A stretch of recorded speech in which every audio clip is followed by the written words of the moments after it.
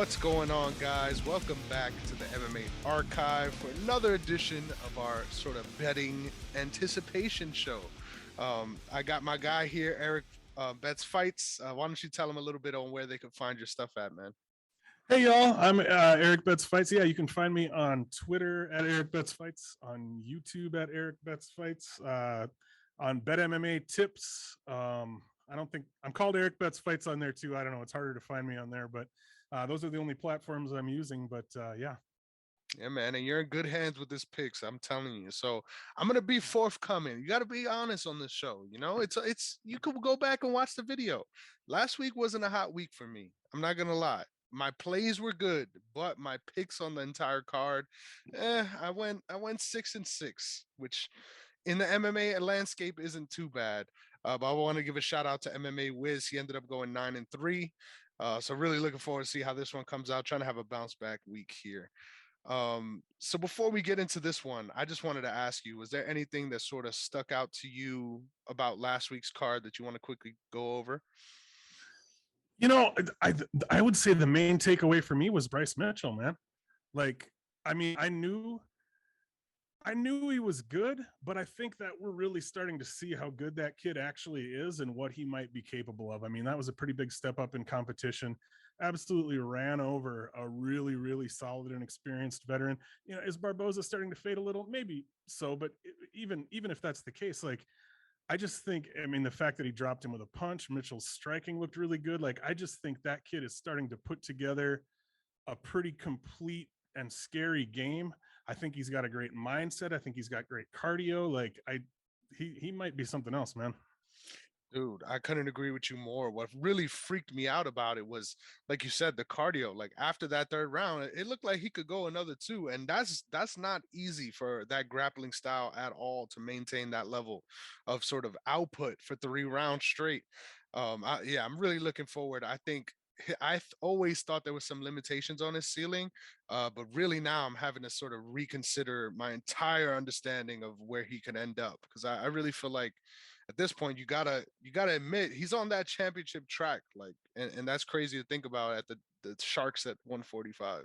Yeah, dude. And like you said, with the cardio, like that's really the deciding factor with a fighter that comes in with the kind of game plan that he has. You know, like I mean, we've seen lots of really solid wrestlers, solid grapplers, but a lot of times they end up not being able to carry out that game plan throughout the full fight. If you're someone who has solid takedowns, has a solid top game, is willing to be relentless with those things, and has the cardio to be relentless with those things, and you can hold your own on the feet, that's pretty scary. I mean, that's pretty tough to beat, you know? Hell yeah. And I think that the most underrated part of his game that he's really added to is the kicking. Opened up with a fucking Mhm. hook kick. And throughout the fight, you could tell there's no fear about the grappling offense on his opponent's part. So I'm really interested to see. I'm pretty sure he's gonna end up buzzing a couple guys on the feet with those kicks. Yeah, I kept thinking the whole time he was in there, I kept thinking about like, I mean, obviously he was 14-0 going into that fight. He's a professional mixed martial artist fighting in the UFC, that sort of thing. But I still kept thinking about like, imagine being a 27-year-old kid and going into the octagon and looking across and seeing Edson Barboza. Even though you know you're on that level and you've trained and you're ready, that's got to be a scary feeling, you know? Like that moment of like, oh shit, like how did I get here? But yeah, he showed up. Dude, I need to start considering those things more because you're so right. Like the fear of being marbleized against a guy like that must be Yeah. present. Yeah, for sure. Even though you So know you're ready and even though you know who you are, that's still a moment, man. for sure. And shit, he lived up to it with flying colors, man. I'm looking forward to that too. I just quickly wanted to mention because I feel personally responsible for the Yan Xiaonan Marina Rodriguez decision and the way it played out. Because I ended up reaching out to you because, in all honesty, you ended up making the pick on Yan Xiaonan, and I did, dude. I was posting on Twitter during the week. I honestly was going back and forth on that one all week, and I ended up siding with Marina. But I saw all the reasons why you said it, and it played out in the fight, man. In my opinion, if any fight should have got fight on the night in that card, it's that one. And really, I guess it comes down to the second round, but you could really Yeah. argue. I think Yan Shannon should have got the nod on that one. I thought so too. And after the first round, I mean, if you watched my video and kind of saw what my read was on that fight going in, after the first round, I was on top of the world as far as capping, you know. I was like, I said Jan was going to be too fast. She was going to have better footwork. She was going to get in and out and land straight punches. And I was like, it's playing out just like I said. And then it kind of played out less and less like that as the fight went on, but I still felt really good about that read. And yeah, I mean, honestly, going into round 3, you can never be confident, but going into round 3, I thought Jan was up 2 rounds. I felt pretty, I was like, all right, we got 2 rounds in the bag as long as we don't get 10-8 or get knocked out here. But a lot of people did give the second to Marina. I'd have to rewatch it, but you know, at the time I gave it to Jan. I agree with you, and I ended up giving the third to Marina. I thought, you know, you could argue that was the most dominant round of the entire fight. Yep. But in the same at the same token, I reached out to you right after the first, and I'm like, you got it, dude. Like I was like, you were on point, and then I definitely feel like I ruined that. But sneaky good fight there, and I'm glad it played out the way it did. And then the last thing I wanted to talk about, because I got into a whole rant about this on the Sideline Guys podcast. Um, do you have any thoughts, and we'll try to be brief, about the way the co-main event wrapped up and the responsibility of these refs and doctors? I know you were in the building, so you didn't really get to hear some of the sort of dialogue between the two. I'd love to fill you in, but what are your thoughts on that whole situation and how it played out? Yeah, I mean, it's one of those things. Yeah, I mean, I do think that the fight could have been stopped. At the same time, you know, in hindsight, round 5 was probably Moicano's best round, right?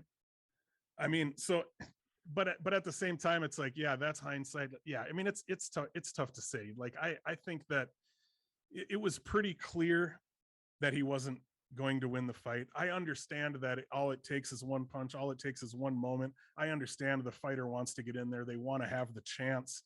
They want to have the chance to win. But with all the things that were working against him and the way the fight was going, like, yeah, it did start to get a little ugly for sure. Mm-hmm. And I wonder, did that really come across in person? Because I know how different it could be at home seeing these things. You know, probably not as much. Like you said, yeah, probably not as much. There are definitely. I was just actually saying that I just recorded my breakdown video right before this, and I talked about certain elements. Like I was talking about, like in the Tim Elliott fight and a few other fights where there were some dirty things that were going on, and I was saying that, like, I don't think I'm even fully aware of what some of those things were, because when you're in the building, you don't hear the commentary. So there were things happening that I don't think I even know was happening, kind of. So yeah, like you're saying with the RDA and Moicano fight, yeah, like I don't know that I was getting the full extent of it, but yeah, I mean, it was a fight that got pretty ugly for sure. I think the worst one was in between the third and the fourth, not even the fourth and the fifth. I think that moment was where I think someone should have done the damn deed. And what pisses me off about it is because I 100% don't blame the corner. Everyone says, oh, it's the corner's fault. Ridiculous. We've heard the things that Anthony Smith has been saying. You know, if my corner took me out of there, I will never fucking train at that gym again. And that's real. Like, I'm sure there's a lot of fighters that feel that same exact way. But what I don't understand, and this is something that I encourage you to look back at the fight and sort of see this exchanges. The the Mark Goddard and the doctor had a real sort of passing the torch moment where they really didn't want to be the reason, both of these guys, and you could tell. And going into so the third and the fourth regular protocol, what is in the rule set is that if they can see, they can fight, right? That's what's listed in the rule set. So that was what was examined going into the third and then again in the fourth. And what pissed me off was in the fourth and the fifth round, Mark Goddard and him were having the conversation, and they did a good job miking it. Usually they don't. So we heard all of it. And Mark Goddard was saying, you know, I want you to check him out, but I'm most likely going to stop it. That's what he said before he even went in. And the doctor checks him out. And this is someone that is a doctor for them regularly, especially here in Vegas. Um, this was criminal to me. He turns to Mark Goddard and he goes, you know, I don't really care what you do either way. What what the fuck? You would think you're the guy, you're the mechanism that everyone is turning to. You could say in a way to step away from what everyone else feels. And the fact that you're feeling the pressure of like almost like, you know what, I don't want to riot in here. Let me keep this fight going. You're Yeah. not here for that. Like you're here for Yeah. safety. And clearly there was a safety issue. Yeah, that's crazy. No, yeah, I didn't realize that is what he had said or anything like that. Yeah, that's crazy to think about. And then right Oh, after, Mark Goddard ends up saying, and I don't blame Mark Goddard at all. I kind of really like the way he handled it. He went up to Moicano and he said, "You got 30 seconds to turn this around, or I'm stopping it." And I thought that was a very commendable. Like I'm getting goosebumps thinking about it because, like you said, yeah. the fact that he was able to come back in that fifth round and have his best round says a lot. But I think it also says something about RDA being tired and RDA, you know what, saying, you know, we got this in the bag. Let's take a step back and allowing for that to happen a little bit. Um, I don't know how I feel about that. I really feel like at the end of the day, we put the mechanisms in place as far as the ref, the doctor, to not put it in the hand of the corners. And when those two guys can't figure it out either, it's like, what are we really doing here? Like you said, Yeah. um, he could have landed something crazy. He could have got a crazy flash knockout or a quick submission. Those things could all happen. We've seen all the kind of crazy examples of that shit. My logo has Darren Elkins in it after his fight with Mirsad Bektic. But those moments when you're watching them, I couldn't help but feel like this was a real career changer for Renato Moicano. And I hope that isn't the case.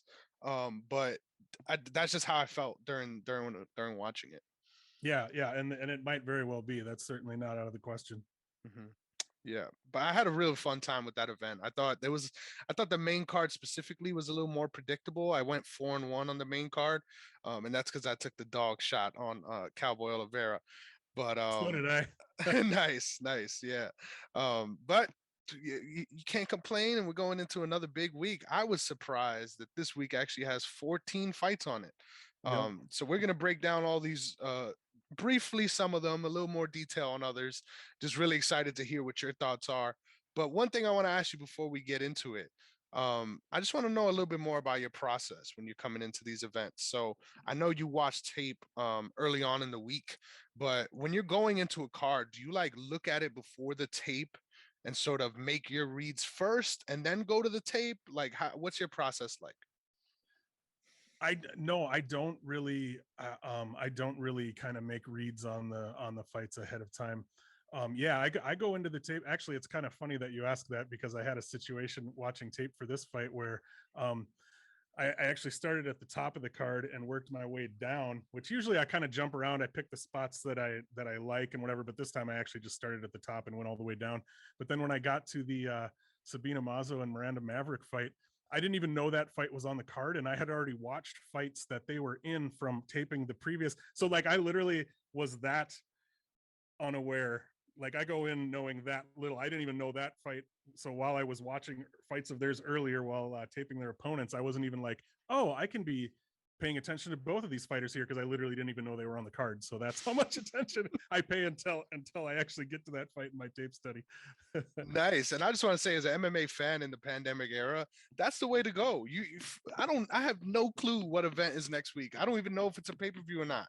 You just got to Same. roll with the punches and so you don't get disappointed with all the, I'm pretty sure at least two of two of the fights that we're covering for this card are probably going to end up scratched, but Yeah, hey, right. we're here to discuss it. That's all that matters. And then one last question I had about sort of your prep process and watching tape. Has there ever been a time, and please feel free to run with this however you want, but has there ever been a time where you thought one thing going in, and after watching the tape, you really had a revelation that ends up, either playing out the way you thought or the opposite way? That's a really great question. And I can't think of a situation where something like that happened. Mm-hmm. Yeah, I can't think of anything right now, I guess. No. But You're good. I mean, there've definitely been there's definitely been spots where because I don't look at the odds ahead of time. That's my process essentially is I watch the tape. I decide I set my own percentage. Like I pick like, okay, I think this is the fighter that I think is most likely to win. I assign a percentage to it. and then I, turn that into a money line, and then I compare it to, so I don't know the actual odds while I'm watching tape, and then I compare that to the real money line to see if there's value there. And there have definitely been spots where after doing that, I've been shocked. The Rodriguez Yan Xiaonan fight was an example. I seem to be the only handicapper who felt this way, but after doing the tape, I actually was willing to lean Yan outright, not by much. I mean, we're talking 55% maybe, but I actually I was expecting the fight to be close, but I was like, if anything, I would say Yan is probably a tiny favorite here. So when I pulled it up and saw she was like plus 240, that was one of those auto bet situations. That was pull it up and boom right now, whereas sometimes it's like, I'm thinking about it throughout the week and kind of weighing it. But when I see something like that, where like, I think this fighter is going to be favored and they're a huge underdog, that's an immediate bet, Yeah, dude, that's a super cool example, and I keep referring to that one because even I watch your breakdowns every week, but when I watched the breakdown, I was like, you know what, he's fucking right. Like I had my own feelings about the fight, and then I was like, damn, like, and I ended up still going back and forth. But yeah, it's really cool. And then the last question I want to ask you, this may be a silly one, but when you're watching tape, where are you looking? Like, are you specifically watching one fighter per the fight? Or are you like, how do you watch fights? I know that may sound like a silly question, but if I'm understanding your question correctly, so essentially what I do, well, I mean, I can kind of just talk a little bit about my process for tape study. Should I just kind of talk about that a little bit, just kind of what I do? Okay, so yeah, I mean, essentially, I'll start by watching. So we'll use, for example, Santos versus Ankalaev here. So I'll just pick one of the fighters and I'll start by watching their most recent fight. A lot of times it depends on, if it's a fight that went 3 rounds or went 5 rounds or whatever, and it's a pretty complete performance where I feel like I can learn a lot, I might just watch that most recent fight and I'll be like, okay, I feel like I've got a pretty good idea here. Then I'll go to the other fighter and I'll watch their most recent fight. And then usually after watching those 2 most recent fights, sometimes that's it. Sometimes I'll feel like I got what I need there, but more often than not, what happens is now I have questions. So after watching this fight from this fighter, watching this fight from this fighter, and seeing some of fighter B's tendencies, and then I'll think back to what I watched in fighter A, and I'm like, I'm not entirely sure how they're going to deal with this particular tendency of fighter B. So now I'll dig back another fight to see if I can answer those questions. And now that fight might give me more questions about fighter B, and I dig back another fight. So it's, I mean, obviously I'm just a normal guy with a full-time job and a family and stuff. So I'm not trying to spend 20, 30 hours a week on tape study. If I could watch more fights on every fighter every time, I would, but I'm trying to get my information, but I'm trying to be efficient too, because I've got a life to live. So if I can watch just the most recent fights and feel like I've got what I need, awesome. But more often than not, I end up being like, I'd love to do more here, but I gotta move on with my life, kind of. Yeah, no, I feel you on that. Yeah, fights are way longer than people think. That's why sometimes when I'm watching these old events, sometimes Ken Shamrock and Hoist Gracie are there going to a tie. You gotta hit that 5-second forward a little bit. Yeah. I'll be honest here. Sometimes you gotta get through those slogs. But just so that I could clarify a little bit and hopefully get to the point that I was specifically trying to hit is like, when you're watching, let's say you're watching tape on Thiago Santos versus Johnny Walker. I hope you didn't have to, but let's say, when you're looking, so you're looking consciously thinking about, I want to find out about Thiago Santos. So are you just watching him? And how is that different than when you're sort of watching a fight live? Yeah, I guess, yeah, I would be just pretty much just paying attention to at least probably 80-90% paying attention to the fighter that I'm trying to watch the tape on there. Obviously you do take into account the who the opponent is and what their tendencies are as well, because if you can draw parallels between the opponent that you're watching the tape for there or that you're considering. But so yeah, like if I'm watching tape on Thiago Santos and Johnny Walker, and I'm specifically paying attention to, okay, this is how Thiago Santos deals with a big guy with a long reach who can come in really explosively and cover a lot of ground and land strikes and that kind of thing.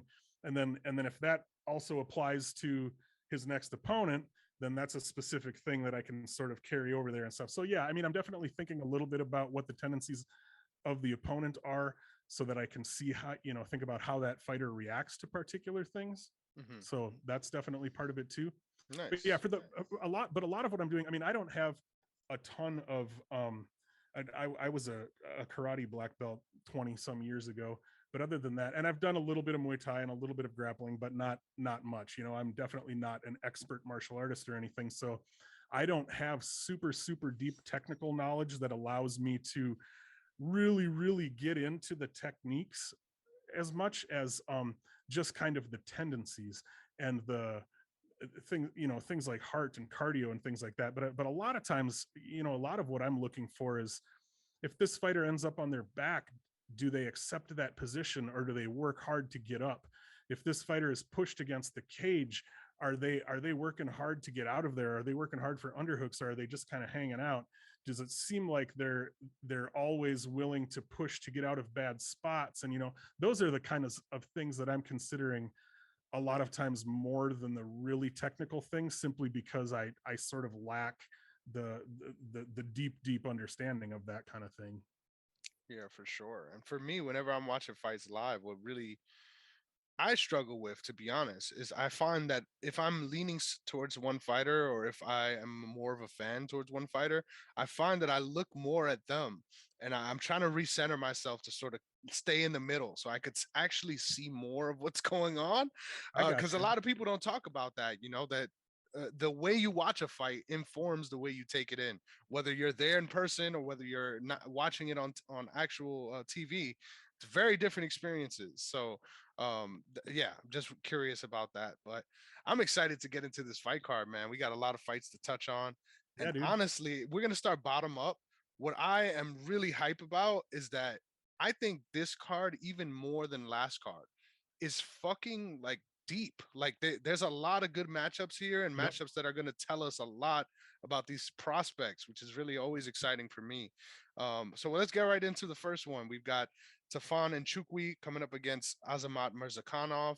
Hey, you get these names, you get good at saying crazy names when you're Yeah. an MMA fan. So I'll start off with this one. When I saw this, I saw both of these guys, obviously their contender series performances, and then I've seen a lot of Nchukwi's fights in the UFC. I've been hot and cold on Nchukwi. I think I've been super impressed by him and a lot of his performances, and especially in the clinch. I think he's a dog in the clinch, and I think if he's going to win this one, that's his route. Really taking a lot of the steam off of Azamat in those clinch positions. But I do think he's a little slow at range, and Mm-hmm. I think that really is sort of the tail of the tape when it comes to this matchup. I think the chance for him to get caught out in range is really much bigger than any of his previous fights in this specific matchup. And obviously, there's not much tape that I was able to see on Azamat, but in that contender series fight, he just blew the guy out of there and really made it look easy. And there was some hype on that guy too. So I'm really looking forward to see how this one plays out. I tend to lean towards Nchukwi because of the experience edge, and that's going to be my pick. But honestly, I won't be surprised if he ends up getting sparked early too. Yeah, this is I have about probably 4 or 5 fights on this card. I As a MMA handicapper and content creator, I try to like ascribe to the idea that, like when you're a kid and you ask a teacher a question, and the teacher doesn't know the question, but they like try to half-ass their way through an answer rather than just being like, I don't know. I have like 4 or 5 fights on this card where I just don't feel like I have a solid read. So I'm just going to be honest about that rather than trying to fake my way through. This is one of them. Um, I agree with a lot of what you said. And yeah, Azamat, like you said in his contender series fight, and if you dig back further in his fights, he has tended to be a first round finisher. He does have that fight against Guto in a cinch where he used his wrestling, and that fight went a little longer. But we haven't really seen his cardio appeared to hold up pretty well in that fight, but he was always in the dominating positions, so he wasn't necessarily doing the kind of wrestling that's going to tire you out, although Innocent is a lot bigger than him. So I feel like there's a lot that we don't know about Mirzakhanov yet, but I pretty much, as insofar as I do have a read on this fight, I ended up kind of feeling the same way that you do, that I'm leaning in Chukwi. If I was going to bet this fight, I didn't. I would bet in Chukwi as the underdog, I think, just based on he's bigger, he's younger, he's more physical. Like you said, as far as in those clinch positions, he might be able to kind of control with that size and that strength, and then just the fact that he has the higher level experience. I don't feel like I have a super strong like technical read on this fight, so it's kind of just, if I'm going to bet it, I'm going to take the plus money on the veteran who happens to be the bigger, more physical guy. Nice. And then in fights like this where you're not, like you said, you're a little hot and cold, is there ever a moment where you look at props on these fights, or is it just like we're skipping that one and moving on to the next one? I do eventually, if I have time, I like to at some point during the week sit down and look through all the props, and then because I've already made my smart bets, and then on fight day I sit down and I'm like, I'm going to throw a little on some of these things I maybe shouldn't. But yeah, I do try to basically look at pretty much every bet, and but also, even if I don't feel like I have a strong read on the fighters themselves and what the dynamic might be between them, I can also look at the stats. I can look at their previous fights, and how often do they finish, how often do they go to decision. So I'm definitely trying to, even if I don't feel like I have a read on the dynamic, I still like to look at the numbers and see, is there a good chance, is fight doesn't go to decision potentially a good bet here, and that sort of thing.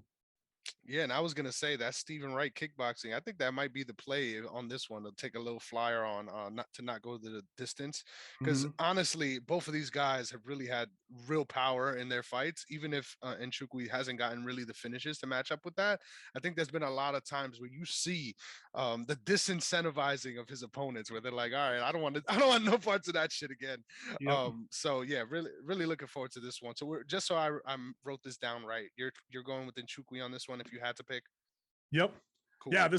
this is fun. I know a lot of times I don't even really do picks, Hmm. because I'm kind of just watching tape and doing videos specifically for bets. So yeah, now you're holding me to the fire a little bit here. I got to actually make some picks. Yes, sir. It's only I right. We like it. can't sit on the fence here. We can't sit on Yep. the fence. This next one, actually, I've been rattling about in my head a lot. I have not watched. I'll be honest. I have not watched any tape on Moutinho besides that Sean O'Malley fight. So obviously, I don't have a good perception on his skills at all. But just from that fight alone, I'm a little concerned on both ends, because I initially was like, yeah, bet the farm on Guido, like 100%, like because of his experience and all those things. But Guido's somebody that tends to fade late, and when you're a 40-plus-year-old man still fighting in MMA, that is a double factor now. So honestly, I could see a situation where Moutinho's really getting destroyed early on in the first round, and then finds a way to stick in the fight and ends up putting it on Guido late. That won't surprise me at all. This one I feel like is really a coin flip for me, just because of my knowledge on the two. I'm just gonna go with Moutinho, just because I really think no matter what, he's gonna be able to survive that first sort of onslaught in the first round. Yeah, I kind of have a lot of the same thoughts that you do here. Like you said, Guido Canetti, Guido Canetti is a 42-year-old man. I am a 42-year-old man. And so when I think about this rickety body trying to get in there and fight with a 29-year-old man, and he's still looked pretty good. I mean, in his last fight, I didn't really see signs that he was slowing down or anything, but it could happen so quickly now, especially at these lower weight classes. I think his last fight was like 7 months ago. I mean, he could have fallen off a cliff in the last 7 months. Even there's just no way to know. But this fight was again one where it's kind of tough to get a read on the dynamic for me anyway. So I ended up looking at the numbers a little bit more. And what really stood out to me was Chris Moutinho throws almost 15 significant strikes per minute. So he's very busy. His striking defense is only 27%, which is awful, worse than Negamarianu. So I kept thinking like, all right, if it plays out on the feet, I think Guido is going to, he's probably the harder hitter, but he just doesn't throw that much. And there's a good chance that Chris is going to be landing strikes quite consistently, even if they're not particularly hard strikes. But then I looked at the fact that Guido is 9 for 18 on takedowns with 25 or 24% control time. So, I mean, he's not necessarily always going to look to do that, but this may be a situation in which he would, I mean, if he's also, when you're 42 years old, you probably don't want to get too heavy into the wrestling because of the cardio issues that can come from that. But, let's say Chris is kind of piecing him up on the feet and just landing a lot more. Maybe he would look to use his wrestling. But yeah, I had a hard time deciding where to lean here. As far as a bet, if I was going to bet it, I would bet Guido just because he's at a little bit of plus money. This is one of those spots where I would just bet the underdog either way. If I got to make a pick, I think I'm going to go Moutinho. I'm going to go Moutinho by decision if I got to pick. Dude, and I love that you made that distinction, because something that I talk about on my other show is like, you're not necessarily always betting on what you think is going to happen. Like, you're betting on what has value and what could potentially happen, because I've seen wilder shit happen. And I agree, something that you said that really sort of sparked the reason and really solidified why I'm picking Chris is like, it's not just about activity and who's going to be landing the harder strikes. I'm pretty sure Guido's going to be connecting at a better, more impactful rate. But just because he's putting on the volume in the way that he does, I'm pretty sure a lot of judges are going to side with that over a more technical, shot by shot sort of approach. So yeah, I'm pretty firm in this one, even though I really feel like in any other matchup at this division, I'm picking against Moutinho. I Yeah. just feel like this is the one that sort of works out in that way. But yeah, real good reads. Well, and do you think? I mean, there's a possibility. I mean, who knows what the UFC wants to do with Chris Moutinho or what they think about him? But I mean, this could be a setup spot for him to some degree. I mean, he takes that fight against Sean O'Malley, takes an absolute ass drubbing, but hangs in there, is obviously a tough guy, and they happen to have a 42-year-old guy on the roster in this weight class, which is not something you're going to find a lot of times at these smaller weight classes. And they just happen to give him the 42-year-old guy. I don't know. I'm tinfoil hatting a little bit here, but maybe the UFC wants to get Chris Moutinho a win here. Dude, that's a really good shout, and something that not a lot of people take into consideration. They want to capitalize on whatever hype they could possibly generate. And I agree, a lot of those clips got a lot of views. So I'm pretty sure, they see a lot of metrics that we don't. And that might be another good reason to sort of side on Chris Moutinho's side. Really good shit. I'm excited, man. This is going awesome. Next up, this fight. So this is another one of those fights where I'm like, either one of these things could happen, and I'm pretty sure it'll make a whole lot of sense to me. We got Dalcha Lugiambula coming up against Cody Brundage. I'll let you start off with this one. How you feeling about this one? This is another one where I didn't come out of it feeling like I had a real solid read. Brundage is a guy that I don't feel like, and maybe you can help me out here, but I don't feel like I have a solid read on who he is as a fighter. Like, I can see things that he's good at, but I didn't come away from the tape feeling like I understand who he is as a package deal, if that makes sense. And Dalcha Lungiambula is a guy who has, obviously he has fantastic physicality. He has high level skills, and yet to me, he's one of those fighters who is kind of less than the sum of his parts. He has strong skills, but he struggles to put them together into a complete MMA game, and to like be able to put together, consistently put together strong, complete MMA performances, if that makes sense. And because of the way I feel about both of these guys, I just felt like it's really hard to be confident in much of anything here. If that, and so a lot of times when I'm watching tape, and that's what I end up deciding, because like I said, I'm working with a limited amount of time here. So if I've watched a fair amount of tape and I'm at a point where I'm like, I don't know, I'm not sure what to do with this one, a lot of times I'll just kind of listen to that I'll just kind of be like, you know what, it's time to just move on to the next one. I don't feel like I'm getting much here, so I'm not really sure what to do with it. So that's really kind of how I ended up on this one. So I ended up deciding it could be a good live betting spot because I don't this is one of those where I don't feel like I have a sense of how their dynamic is going to be when they get in there. But a minute or two into the fight, that might start to become clear. So right now I don't feel like I have it, but maybe live betting you could start to see some things that make sense. For sure. So before I get into my thoughts, what's your official pick if you had to give one? Oh shit! I'm gonna say, geez, I don't know. I'm gonna go with Dalcha, just Mhm. kind of for the physicality and the experience. Yeah, I don't know. I don't feel good about it, but I gotta pick somebody. I'll go with Dalcha. Yeah, man. I agree with a lot of the things you said, and something that really shocked me when really thinking about Cody Brundage's game was I was like, I feel like he wants to wrestle more than he really can in a lot of ways. Like I feel like that's the real issue with his game.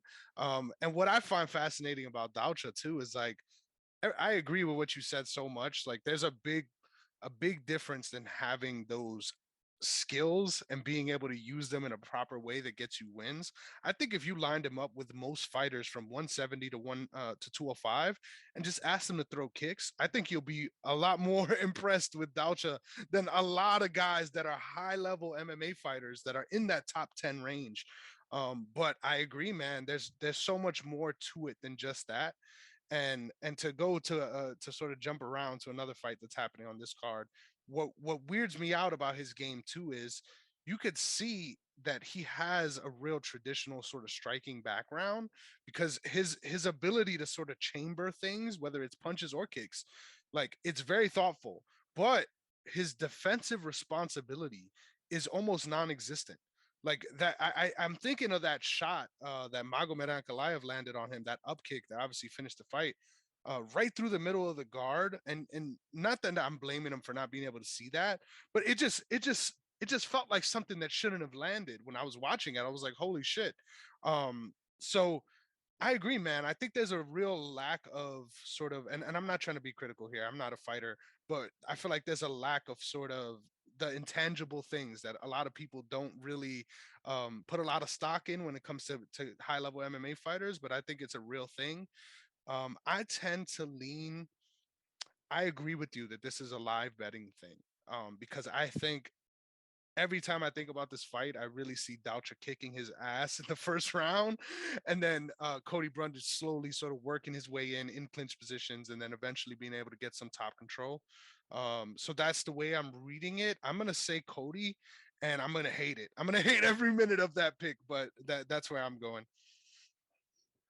Yeah, I don't want to go off on too much of a tangent here, but I don't know if you've read George St. Pierre's book, but one thing that he talks about in that book, he he calls it shoot box. That's what he calls the basically the threads that tie all of the skills together into a complete MMA game. He calls that his shoot box, and he says that um and his they talk to different like trainers of his and stuff in the book as well, and they talk about it, and his different coaches and trainers that he's had over the years said George himself was the one who put all of that stuff together. I mean, he learned the separate skills and he brought his own philosophy and his own methods to turning it all into a complete MMA game.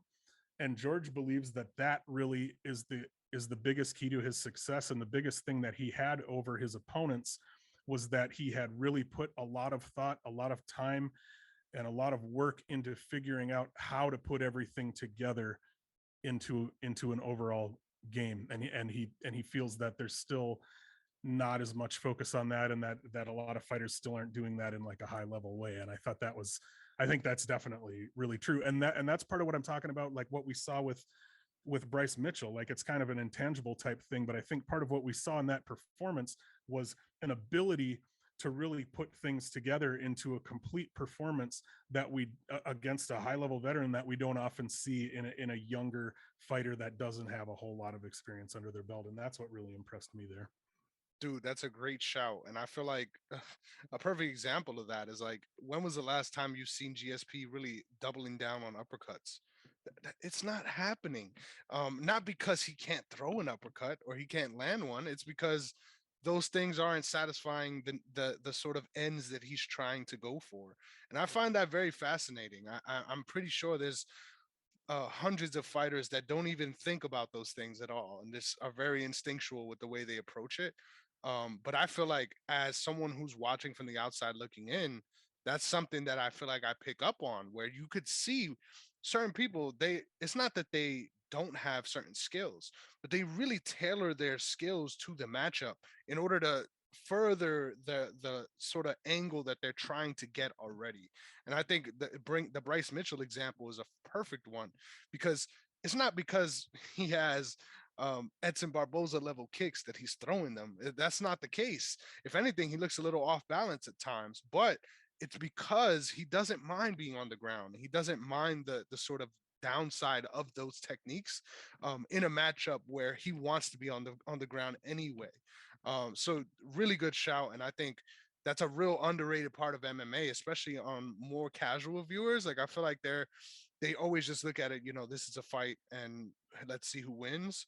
But in reality, there's a real game going on there, where if you could figure out what works specifically against your opponent. A perfect example, in my opinion, of this too was Cowboy and Kevin Holland in that first round. He really dialed it in a way he's not used to, and it was a little. I was hyped because I put some money on Alex Oliveira for that Me one, too. because I felt like, holy shit, this is what we've always asked of him, because he has the skills in that way too. But he was able to sort of rein in his game a little bit and do the things that he wanted to sort of get the openings against Kevin Holland on the feet that he wanted. But it's so weird because that strategy and those things could also go out of the window in a matter of seconds. So just another aspect of the game to sort of look forward to. Yeah, and I feel like that sort of that intangible, those those threads that hold the whole game together is something that is a lot different. That's one of the things that we can point at as being different about maybe the Apex era or the COVID era or whatever you want to call it, or even more so maybe the difference between the days when the UFC was putting on one event a month and now putting on 4 events a month and having to like really fill up the roster. Is I think they're having to bring in fighters earlier who are then having to try to put that game together at the UFC level and end up washing out before they get a chance to do that. Whereas when they were putting on fewer events and the roster wasn't as big, I think they were able to fill the roster more so with fighters who had already had a chance to build a complete game and to put the pieces together by having experience in smaller shows. And so we're seeing people more so who are not ready in that particular way, I think. That's a great shout. And someone that always comes to mind with that, and this is going to be a super deep cut, but Alex White. He's someone that I've always watched when he first came into the UFC, where I'm like, I don't really see the potential. And then after a couple of fights, I'm like, this man is putting a game together, even if it ended up not working out so well for him in certain matchups, etc. I feel like you got to see that growth, and that's something that always excites me about fighters, just because it's not a static storyline. It's not like these guys are who they are and then that's what it is for every time they fight. I think even in certain matchups, you could see a different aspect of someone's game that they're not willing to show in other ones, and that always sort of plays into my understanding of fights when I'm trying to think of how things are going to play out. It's like, well, do I really know? No, like there's no way you could confidently say you have any grasp on what's going to happen, because there's so many different intangibles in that way.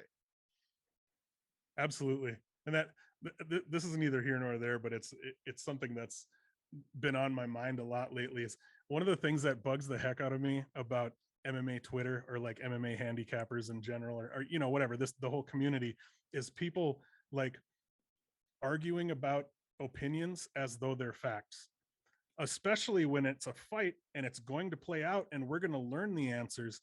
So like, why are you like passionately arguing for something as though it's fact when it hasn't happened yet, to be strong in an opinion, but when somebody's like, oh, are you kidding me? Fighter A is going to whoop fighter B. Absolutely. 100%. You're like dumb if you don't think that kind of thing. It's like, come on, man. Like somebody can screenshot that, and then if you're wrong, they can bring it back to you and you look like a fool. So don't argue about opinions as though they're facts when they're going to play out. For Anyway, sure. I'm guilty of that too. But... I'm guilty of that too. Because a big thing that I like doing is I like giving my scorecards on certain fights. And then as I'm watching, I realize, especially when I'm betting money, I'm biased as fuck. Like I'm not being honest at all. Like I'm seeing things the way I want to see it. And I think it's crucial to sort of acknowledge those biases.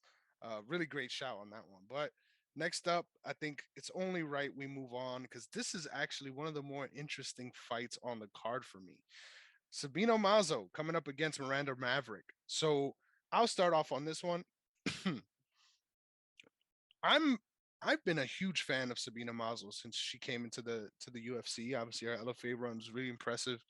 I was just sort of under the impression always that the UFC wanted to see her do well. So it was really surprising to see sort of that slide that she's been on. And now this matchup, like this is a hard matchup for her. And I'm really intrigued to see the way this one plays out because I feel like the more we watch of Miranda Maverick as well, I feel like we got to see a little chinks in her armor as well that we sort of assumed weren't there. That in specifically 3-round fights later on in 3-round fights can become an issue. So I think there's a really sort of clear striker versus grappler dynamic in this fight. But there's a lot of spots where I could see Sabino Mazo having sneaky success in the grappling, and it allows her to have a better sort of reining in on getting back to the feet and getting back to the position she wants to be in.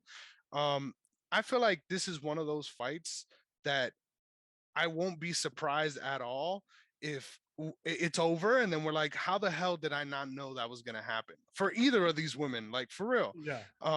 It could easily be a sort of highlight reel situation for Mazo, or it could end up being just a drubbing for Miranda Maverick. I hate that I'm saying that because it sounds like a no answer. But I think my official pick here is going to be a Miranda Maverick. I think she has a more well-rounded game and has shown her ability to sort of put those skills to bear. But I think there's a real live sort of knockout situation that a lot of people need to watch out for. Yeah, I pretty much agree with a lot of what you said.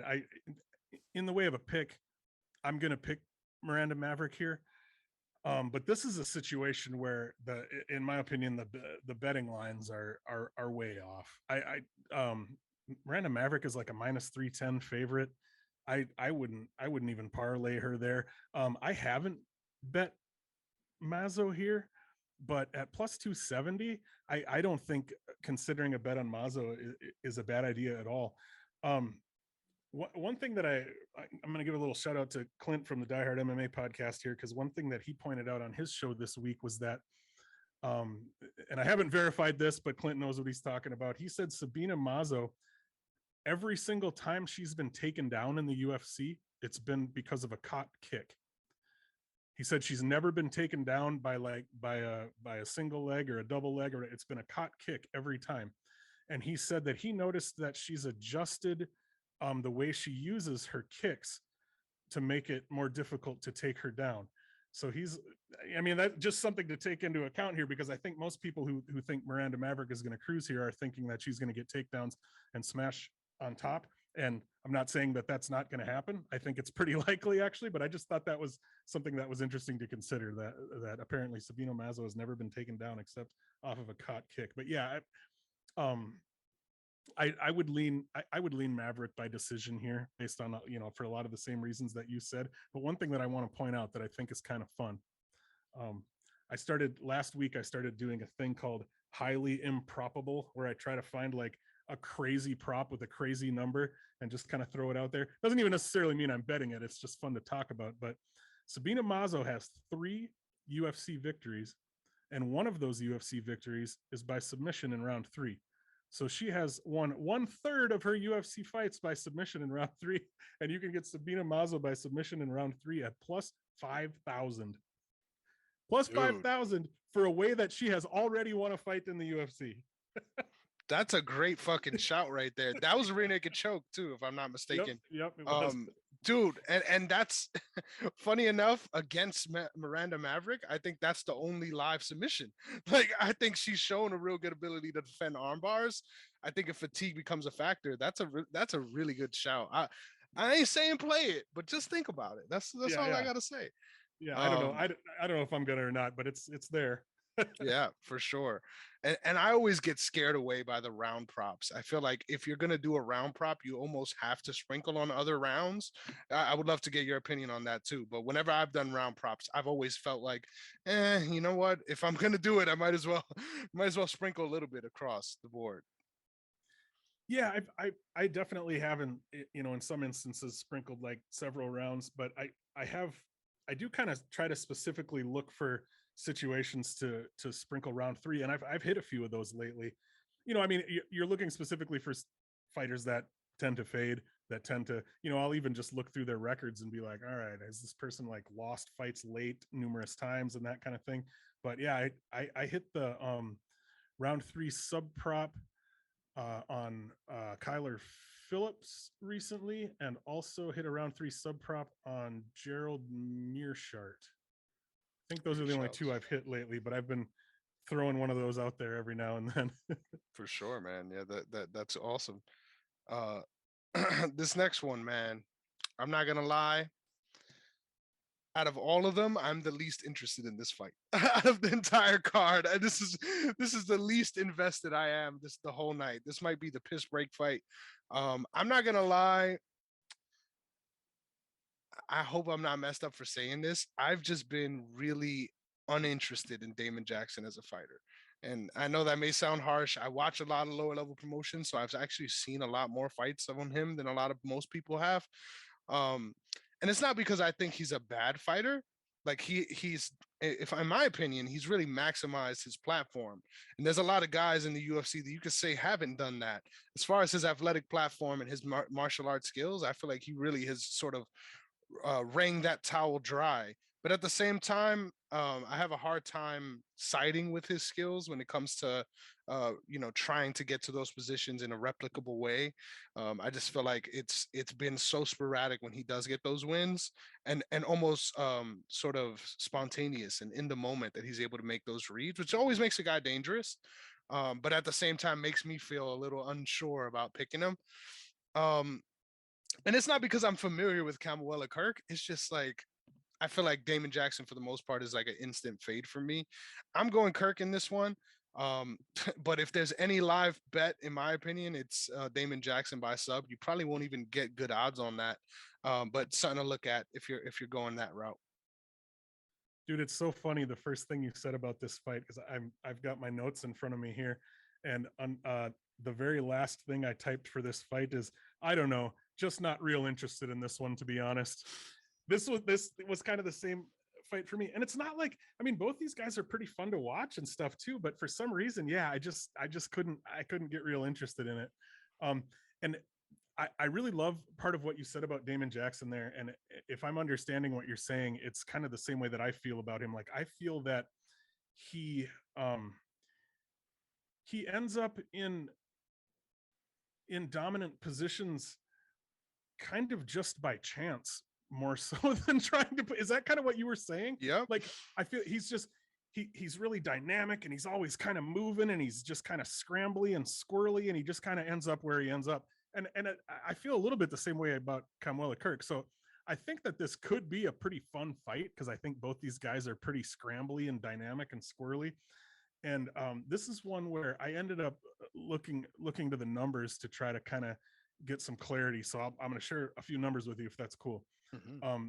Jackson has only 38% striking accuracy, which is low, but he has 42% control time, which is nice to see. He gets almost 2.5 takedowns per 15 minutes, but he's successful on only 33% of his takedown attempts. And then Camuela Kirk, he has 25% control time against, and he has only 6% control time in his favor. And so, since I didn't feel like I was getting a strong read from the tape, I looked to that. And so, in the way of a pick, I'm going to pick Damon Jackson, just based on him having that really high level of control time, and Kirk having a really low level of control time. So that's kind of what I ended up looking to as far as making my decision there. I I don't remember if I looked at props and stuff for this one. There's not any bet that I like here or anything, but yeah, I'll go with Damon Jackson as my pick, I think. And I'm so glad you made that distinction too, because I don't think, like you said, I don't think this is gonna be a bad fight. It's just like, do I really care? And that's respectfully, I'm gonna watch it. But yeah, really good shouts. I'm looking forward to see how this one plays out. A rare, where we both got two different guys on the picks. That's interesting. So looking forward to see how that one plays out. This matchup actually, I think I'm more excited for than I should be. I'm not gonna lie. I'm pumped for this fight. Trevin Jones going up against Javad Basharat. Really impressed by Basharat's contender series performance in a matchup where there was a lot of emotion going into it, and he didn't fight that way at all, which I thought is something that's very hard to do. I asked the guys in the main event last week. It's very, very hard to do. And he did that, and he looked very good, especially with his top control, very dominant. A lot of people were complaining he didn't finish the fight, but I'm like, dude, were you watching? Like he wasn't prioritizing trying to get him out of there necessarily. I think he really wanted to beat the fuck out of him and really make him sort of remember that moment. And there's something that I definitely do respect about that. I think in this matchup, Trevin Jones is good, man. Like he is really good. I think a lot of his skills really jump out at me. I don't know if that's because I like the explosive power punchers, especially when they get random KO wins over people that they, in my mind, shouldn't have nowhere near came winning against. But when it comes to sort of the way I'm looking at this matchup, I feel like this is a real dangerous fight for Basharat. I think he didn't really show a lot of the things I would want to see in that contender series fight that makes me confident in picking him here. I kind of want to, though. I'm going to go with Trevin Jones here just by sort of dynamicism, being dynamic and also having the experience. When those two things sort of meet up against someone that has a really good, well rounded game, but has some deficiencies in the area you're the best in, and that's striking. Um, I feel like this one, if it plays out where Trevin Jones sort of gets swarmed and mauled on the ground, I won't be surprised at all either. That's just sort of the level that Basharat's at. I think this is one of those fights where one of these guys could win, and then we'll look at this matchup sort of like 6 years down the line, and we're like, oh shit, like the other guy actually ended up being more successful than the guy that won on the night. And I think those matchups are always pretty cool to sort of look back on, because the matchmakers, they got no care about real development about certain guys. Certain guys, they tailor their matchups, and you could clearly tell. But fights like this, you see, and it's like, it's really, I feel like this shouldn't be a big favor in either direction. I think this should be a coin flip. Yeah, I echo a lot of the points that you made there. And this one was a tough one for me. Coming out of the tape, it's really hard not to favor Basharat, I think. Especially like you said, his contender series fight. I mean, he looked like it was like somebody who'd been playing a video game for 5 years was playing against somebody. I mean, he did whatever he wanted to for the most part, and then in Trevin Jones's last fight, I believe it was a short notice situation for him, so he didn't look great. So if you come out of just like watching the tape on those two fights, it's Basharat all day. And then but I ended up, sort of considering, like you said, Trevin Jones has the higher level experience. And I got some numbers I'll share with you again here too. Looking at Javid Basharat's level of competition that he's faced up to this point, he's 11-0, I believe. His opponent on Contender Series, Oron Cologne or whatever, he was 16-0, I think. So I mean, very shiny, nice looking record. Javid Basharat's other 10 pro fights, his other 10 pro opponents have a combined record of 29-59. So big time losing record. And the numbers are only that largely because of John Spencer. Have you heard about this at all yet? No. Okay. Javid Basharat fought this dude named John Spencer John Spencer is 2-39 in professional MMA and 3-88 in combat sports. Wow. So again, 2-39 in MMA. If you include he's done boxing and maybe kickboxing, I don't even know what all. He's 3-88 in combat sports. And if you look up his record on Tapology, there's a warning there that I've never seen before. Actually, I should have been ready for this. If you don't mind, I'm actually gonna pull it up and read it because I've never seen anything like it before. Yes, I love that. We're totally off. I'm fascinated right now, and I have things to say about this. So please, yeah, I'm looking forward to it. Okay, so on John Spencer's record, it says, this fighter has been found by Tapology to have engaged in activity which does not conform to combat sports standards, has purposely participated in bouts with no reasonable path to victory, displayed a lack of competitive effort, and is unjustifiably matched against far more skilled opponents. Wow. I've never seen that before. So this is a guy who's probably going in there for, and if you look at his losses here, I mean, it's round one. I mean, he's just going in there for a paycheck, takes a few punches and lays down, I'm guessing. I don't know. I didn't watch any of his fights or anything, but I just thought that was worth bringing up for, just human interest reasons, because I've never seen anything like that before. So yeah, if you subtract the 2-39 or whatever that are from John Spencer, then you're left with like 25-20 or something between 10 fighters is the rest. So I mean, he's fighting all guys who have like 2 or 3 fights, and yeah, so I mean, he's fought literally no level of competition at all until his Dana White Contender Series fight. So I definitely think that's worth taking into account here, that he's done a lot of cruising, he's looked really good, he appears to have excellent skills, but those skills could look a lot different in there against someone like Trevin Jones. Dude, I just want to say this, and I'm not one to kink shame. Like, you do what you got to do. I feel like those regional guys, like, there has to be something to that. Like, there's some humiliation kink going on where you're fine with doing these things and being that guy. I don't understand it at all. I mean, obviously, if it's a paycheck, it's a paycheck, and that's what it is. But it's just the combat sports specifically, it's so far away from what I imagine as to be. You know what? I'm just gonna do that on the side and not give a shit about it, and I'll make some money doing it. Like, dude, that you're gonna get fucking hurt doing that. And I don't understand the rationale whatsoever. But hey, I guess the combat sports world needs those guys, and there's a lot of them across all the different disciplines. So, dude, it is crazy. There's a guy. I'm from Fargo, North Dakota originally, and I won't name names, but there's a regional guy back there who has a like a 7-49 record or something crazy like that. And here's the funny thing. I met him randomly at a party out in the middle of North Dakota one time, and I bet you that's never happened to him in his entire life, because he's probably never run into a guy who's like hanging out on the Sherdog Fight Finder and knows all these things. So I was like, wait a minute. No way. And what was his reaction? I'm just curious. It wasn't what I thought it would be, but it was a after bar party situation where everybody was but yeah, he was kind of a laid back chill. He was just like, yeah, just kind of like, cool, whatever. Yeah, he wasn't as he no-sold it.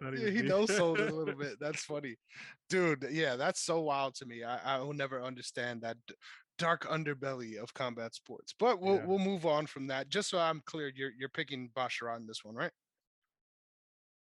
I'm gonna pick Trevin Jones.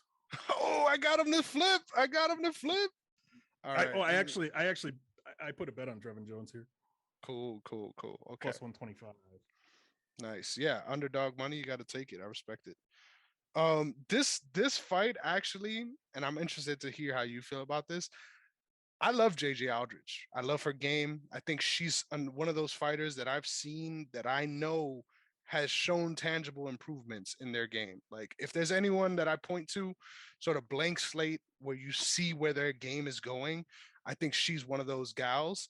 But at the same time, I think this is one of the more confident plays that I have in mind. Like, this is going to be a parlay leg for me, 100%.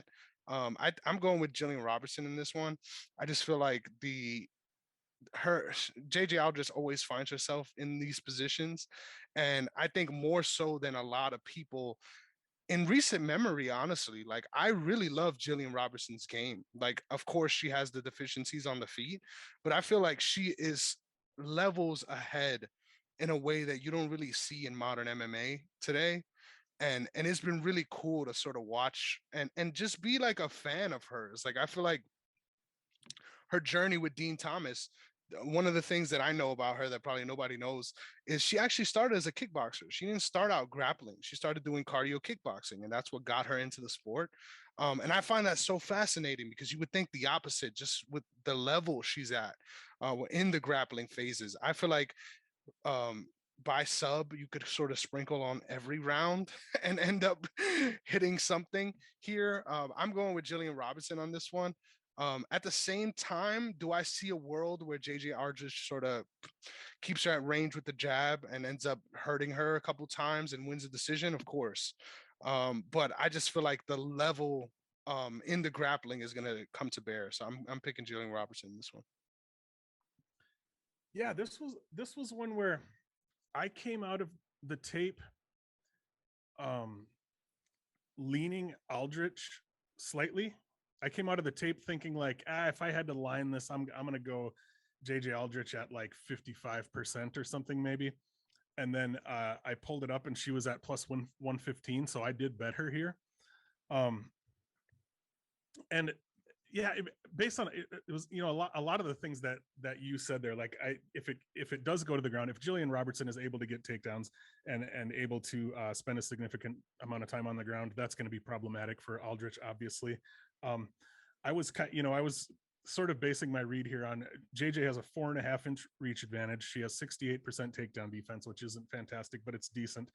Jillian Robertson has 49% control time in her fights, which is awesome, but only 44% takedown accuracy.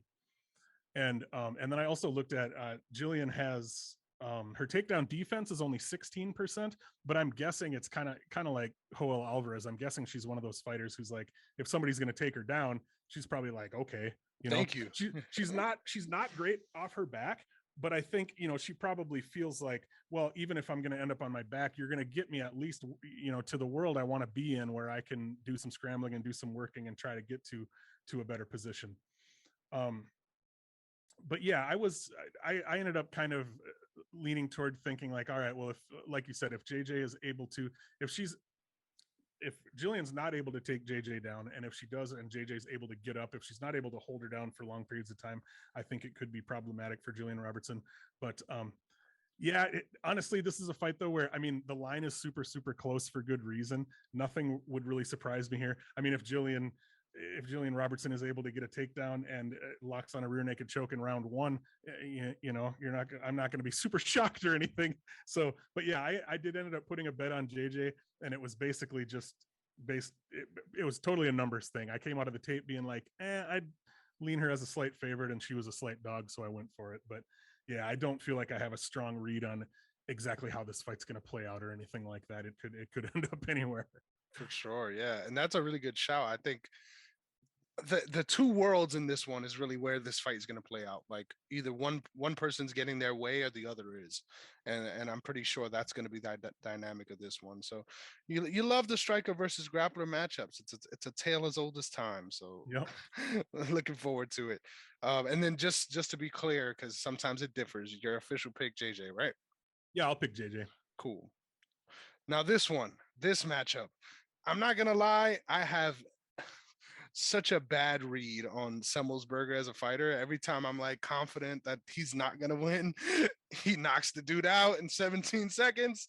And then when I'm sort of I'll lean with him. He's had some issues. So this one's a little tough for me. I'm seeing a lot of people put down plays on AJ Fletcher. I'm interested to see how you feel about that.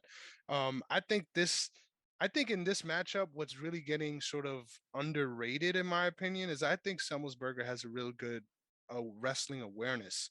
I think even though we've seen him get down a couple times, if I'm not mistaken, I'm pretty sure like he's fighting those positions in a way that you ask of guys. Like a lot of the times, sometimes people are bad at wrestling, and that's just how it's going to be, but they're able to sort of compensate for that with their awareness and keeping themselves out of those positions.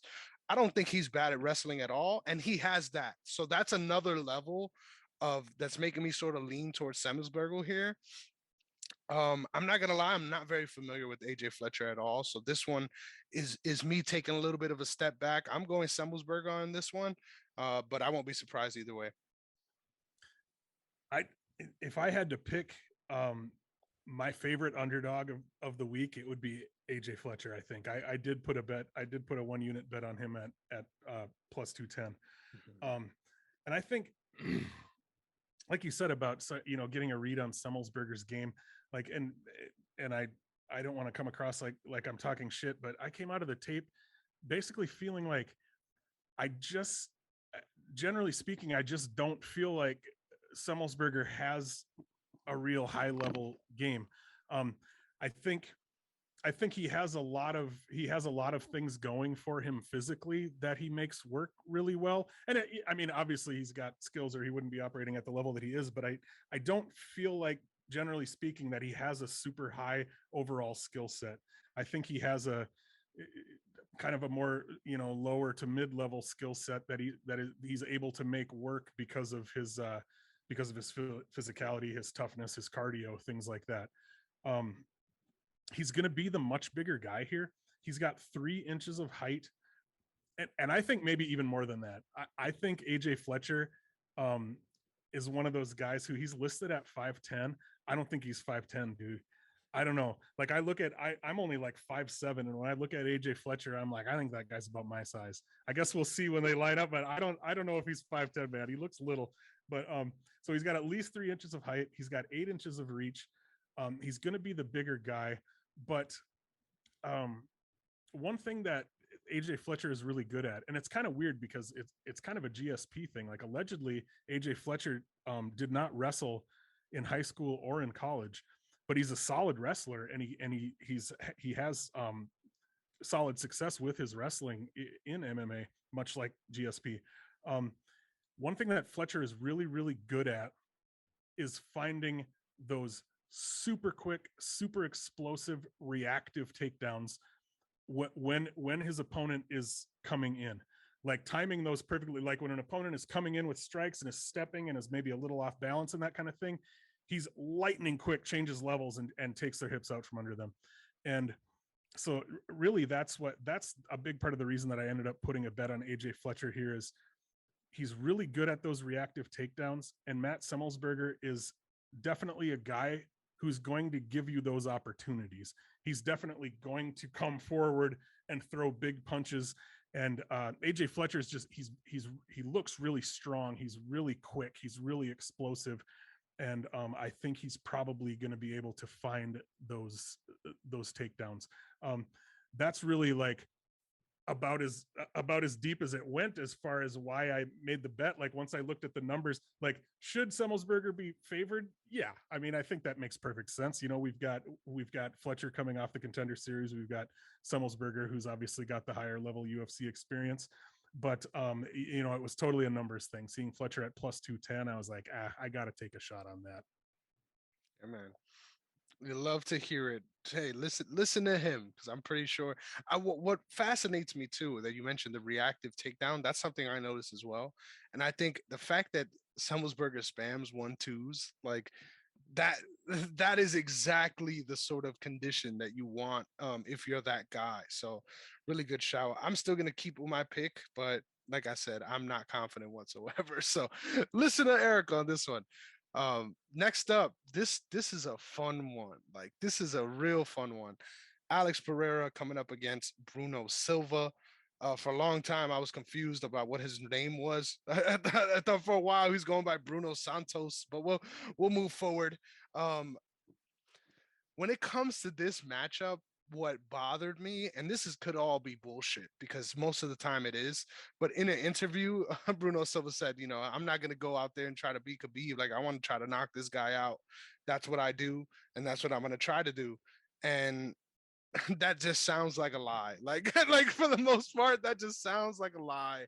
Like, against a guy like this, you really want to chase those positions, even if it's just clinch positions. Like you want to drain them, because I think, respectfully, I'm having a hard time remembering his last opponent's name, but that matchup, in my opinion, although he ended up getting the highlight reel knockout, I thought it wasn't looking good for him early on. And I think the fact that he was able to give him issues in the sort of clinch positions when he's not known for being a strong grappler or someone who even favors grappling, um, a little bit of a red flag for me.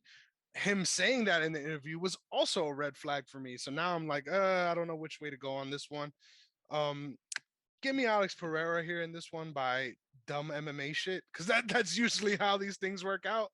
But I'm actually not as interested in his MMA career as everyone else seems to be. I feel like everyone is putting him on a pedestal in a real way because of the Adesanya matchup, but I feel like there's no way he ever ends up in the position to get that matchup, just because there's so many deficiencies there.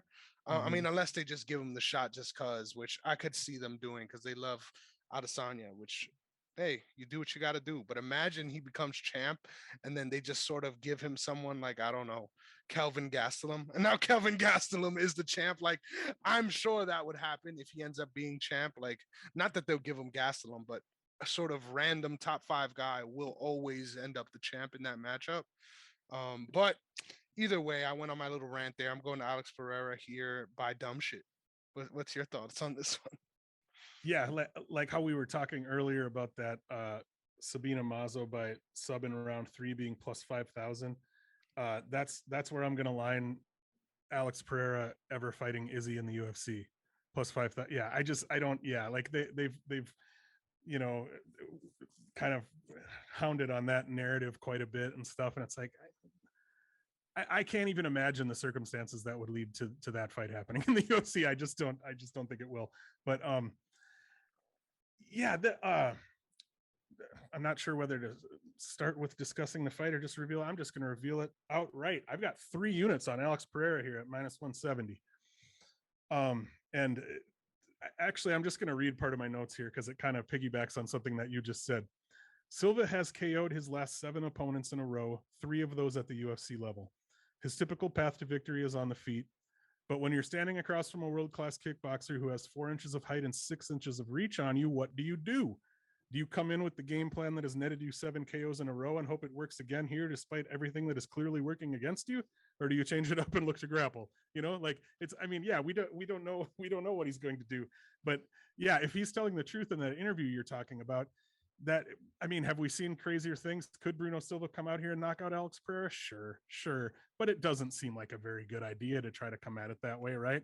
I mean, not just the skill level, but Alex Pereira is huge.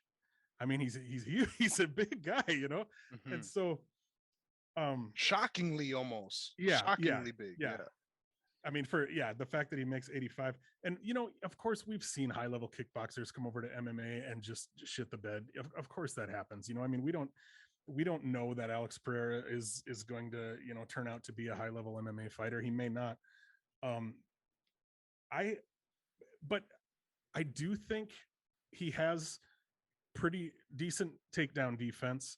I do think he's pretty decent at getting up, and and really a lot of times what I look for in a get up game, it isn't even specific techniques or ways of going about it, as it is just the desire to get up.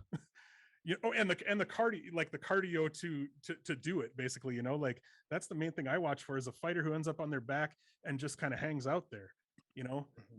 Whether it's because they're too tired or they just don't know what to do or whatever it is. But Pereira is a guy who knows he doesn't want to be on his back and wants to get the hell back up. And there's a lot to be said even just for that, So when I came out of the tape here, I was actually expecting to see Pereira as a bigger favorite. And of course we have to take into account the Bruno Silva having the much more well-rounded game, the higher level experience and that kind of thing. But this is a spot where I ended up feeling like, even with those things, Pereira is a pretty tough hill to climb. So I did put that bet on Pereira here. One thing I want to point out, just not because it's a good bet, but just because it's interesting, fight doesn't go the distance here, is at minus 600. So No clearly it is not way. expected that these guys are going to make it to the final bell. And I think, so yeah, like looking for a way to, which fight doesn't go. What is by decision? I gotta know. Yeah, you can't really do. I don't know. I think that, yeah, fight doesn't go the distance was at -600, and fight goes the distance was at like +400 or something. I don't actually have all the numbers in front of me. I just have what I put in my notes here, so I'm not sure. But you're good. But yeah, I do want to. My books didn't have any KO or inside the distance props available, but that's really, you know, what I want to look at here. I did already bet Pereira's money line, but I definitely want to look at what might be available as far as KO props and inside the distance props and that kind of thing. Could maybe even find a way to potentially create a hedge situation if Pereira does end up losing there, but I'll have to see what's available. But this might be the kind of fight where the books are too scared to put that stuff up because it's just such a crazy fight. But Yeah, man. But yeah, as far as a pick, I'm going to pick Ferreira for sure. And a couple things that you said that really stuck out to me that I want to make note of. One, find me a clip of Bruno Santos shooting for a takedown where he hasn't just been cracked hard. Like, it doesn't exist. I promise you, it doesn't exist. Don't waste your time. And then secondly, what I found really fascinating about this whole conversation is like, I had this same beat on Adesanya. And that's what makes his career very exciting to me, because I originally was like, especially with the Rob Wilkinson fight, I was always high on him. I love him as a striker. I love all his intangibles, all the shit talking. It's right up my wheelhouse. But what never really clicked for me was I don't see how he's going to be able to get through the ranks in the way that he will need to. And the fact that he's been able to do it has been fucking amazing. Like, I'll be real, didn't expect that at all. And I think a big part of it is that sort of tailoring your game to the matchup. A lot of people give him flack for having boring fights. Hell, it's not a lot of activity, but it's the way he needs to win, and he acknowledges that. And even the Rob Whitaker fight, I was big on Whitaker in that matchup. I thought he would have a lot more to offer, and his neutralizing sort of approach to that fight was brilliant, in my opinion. I think something that nobody expected. Everyone sort of expected him to try to go for the knockout. I think what's fascinating though about the Alex Pereira conversation, I have the same beat. I don't think that he's going to be able to climb those heights, but it's more so because of this reason that I understand why Adesanya was able to do it. And this is something we were talking about earlier. I really feel like they're asking him so much of him at this stage of his career, already being in the UFC. I feel like even at the LFA level, of course, he was knocking dudes dead, but you might want a couple more of those. Like, Adesanya got a lot of those, and you might want a couple more of those to sort of be sure that you're in the place you want to be. Don't get me wrong. I know he's busting his ass every day with Glover over there in Connecticut. Those guys, I love Glover Teixeira, man. I'm so excited. I'm gonna hate to see him get cooked by Jiri, but I love Glover. But when it comes to this sort of situation, I'm just really like, a long term fade this guy, because they just put him in an unwinnable spot, in my opinion. Yeah, and you're exactly right. I mean, make no mistake. If there's no Izzy Adesanya, there's no Alex Pereira in the UFC. I mean, Yep. sir, yeah, no. I mean, no. And yeah, you're exactly right. He needs 3, 4, 5 more fights at least before he should be here, probably. Yeah, but and that's not to say, obviously I'm picking him to win here anyway, and I think he's probably going to have success in this fight, and not to say that he can't have some success at the UFC level, but yeah, he would. It's not ideal for him to be here at this point. Yeah, I agree with that. It's fully matchup dependent, and they're not going to give him Yep. anyone that's going to give him issues in that range until they feel like they have to. So I'm interested to see how his career plays out in that way. But this next one, man, I'm going to let you take the floor with this one, because I'm just super excited to find out how you feel about it, because I feel like it's going to be the exact opposite of how I feel about it. Drew Dober coming up against Terrence McKinney. Terrence McKinney stepping up on short notice after that huge submission win against Fares Ziam. Ran away with that test in flying colors. I'm going to let you take the floor here. I can't wait to hear what your thoughts are on this one. I have a lot of thoughts on this fight. I'm not even sure where to start. So Terrence McKinney, obviously the kid is very impressive. Obviously he's got skills everywhere. He's very explosive. He's a fantastic finisher. We've seen him not only in his 2 UFC fights he's had so far, but even digging further and further back. I mean, round one finishes again and again and again. The concern I have about him, though, is that that's the only way he wins, or has been so far. You know, he wins in round one. He comes out and has those impressive performances. There's a real big hype train on Terrence McKinney right now. When I finished tape on this fight, Drew Dober was at minus 240, I think, and he's already in like the minus 160 to minus 170 range. Wow. You know, a lot of people really like Terrence McKinney, and I do too. And a lot of people are liking him in this spot and just kind of riding that hype train. And what it makes me think about is how many times we've seen this exact same situation before. The 3 fighters that came to mind that I typed in my notes here are Johnny Walker, Houston Alexander, and Sokaju.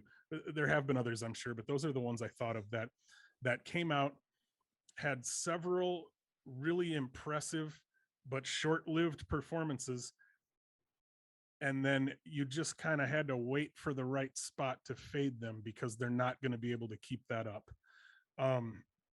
Because, you know, I'm a big believer that we don't really learn a whole lot from fighters about those kinds of performances. And I know a lot of people don't feel that way. They're like, well, this guy has knocked out 3 people in a row. He's going to do it. Yeah, but what do we really know about his game? Because we haven't seen it. And it's the way that he's made it so we haven't seen it is really good for him. Like, awesome that we haven't seen it. You know what I mean? But so in this situation, what it ended up coming down to for me was Terrence McKinney wins in round 1, and that's pretty much all he does. Drew Dober does not lose in round 1.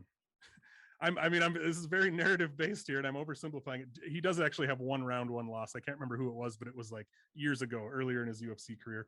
But so this is a situation where if Terrence McKinney can't get Drew Dober out of there early, if he can't knock him out, and if he can't, and as far as finding the early submission, I mean, we saw Drew Dober survive for quite a long time on the ground with Islam, and even do it. You know, he took good care of himself. It's not like he was at any point competing, you know, equally with him, but he was able to keep himself safe. He was able to put himself in spots he wanted to be in. I mean, he did well, all things considered. You know what I mean? And so I can't see Terrence McKinney being able to come out and sub him out early. And so, yeah, I went back and forth on this fight a lot and looked up numbers and whatever. And yeah, I ended up coming to the conclusion that, I mean, a good way to attack it potentially bet-wise is, you know, put a little sprinkle on Terrence McKinney in round 1 and then bet, you know, either Dober's money line or something like, okay, Terrence McKinney in round 1 plus 450, put a little sprinkle on that.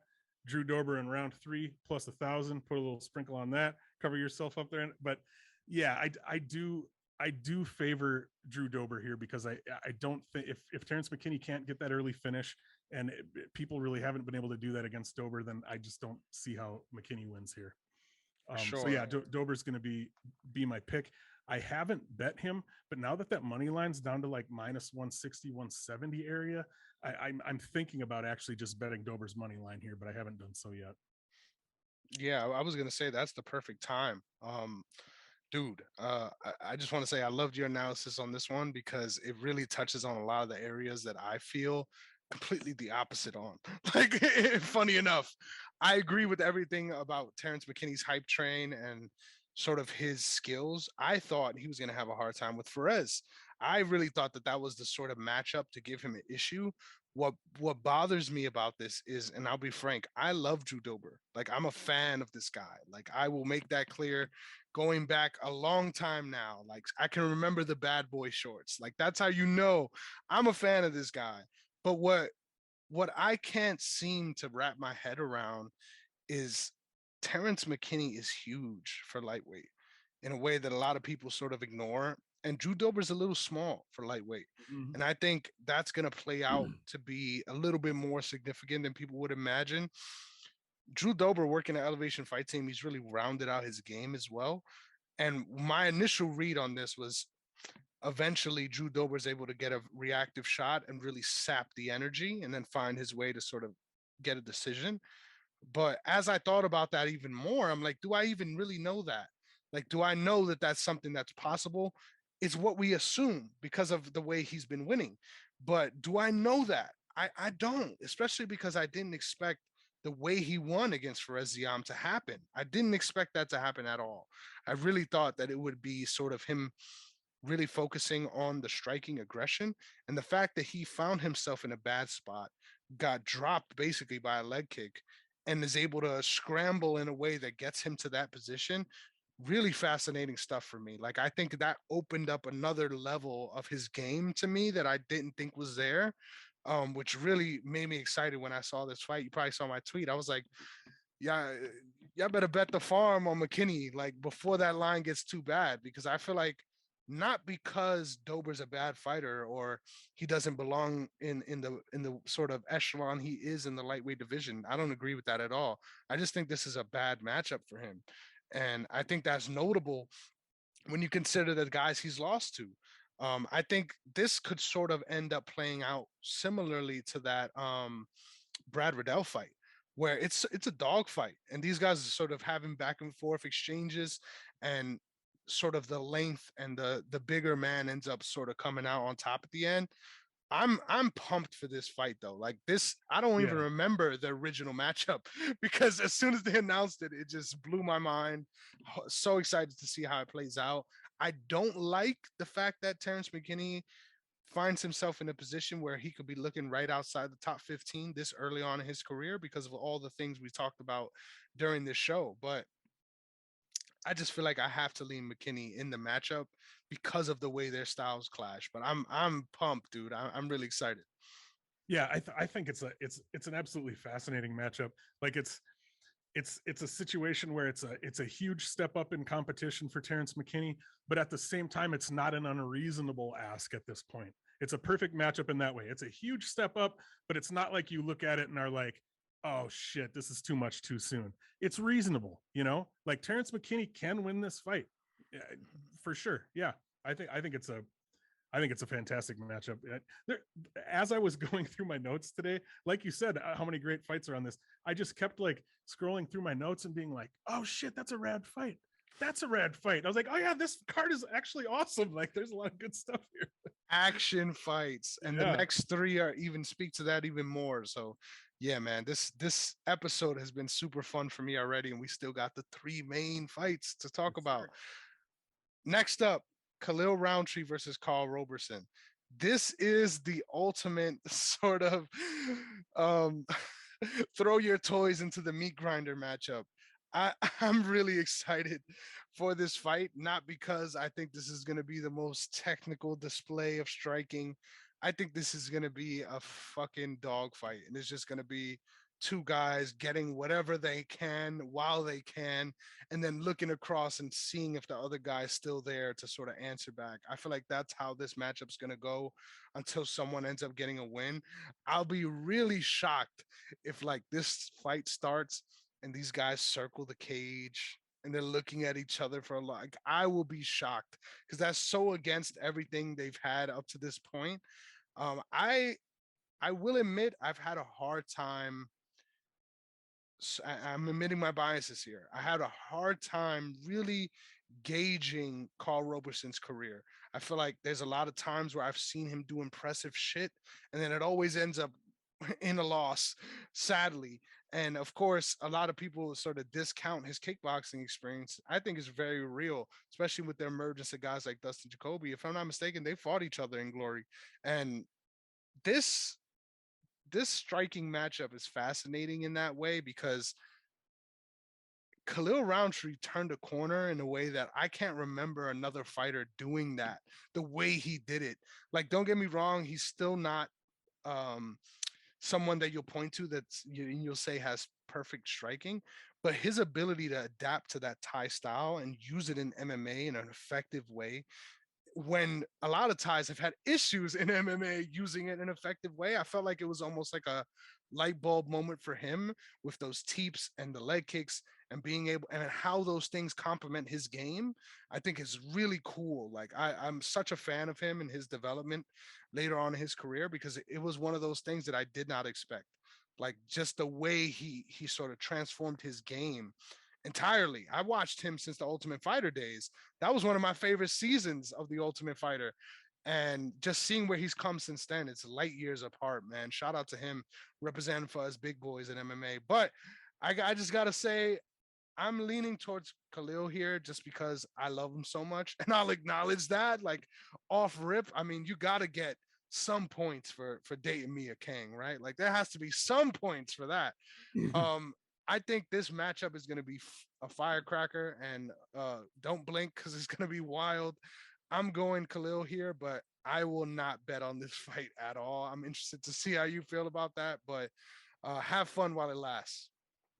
Yeah, I agree. I love the point you brought up about Khalil, about the transformation that he made, and that, like, yeah, I can't think of another time that we've seen a fighter make such a clear and visually obvious transformation and change in their game and in their approach in just one fight, rather than something that happened incrementally. Yeah, I can't remember another time that happened where it was like it was like almost like, what is he doing?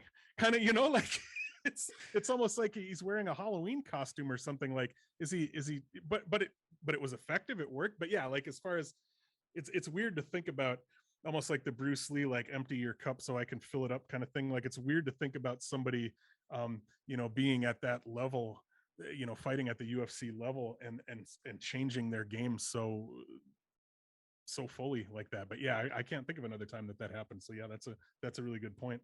um to get to the fight, this is another fight where I don't feel like I have a strong read, which I think is kind of what you said too. It's a fight where, I don't know, I almost feel like you can't. Like, if I talk to somebody who felt like they had a really strong read on this fight, I think I would be a little bit untrustworthy of that person's analysis, because I just don't think you could be that confident in this.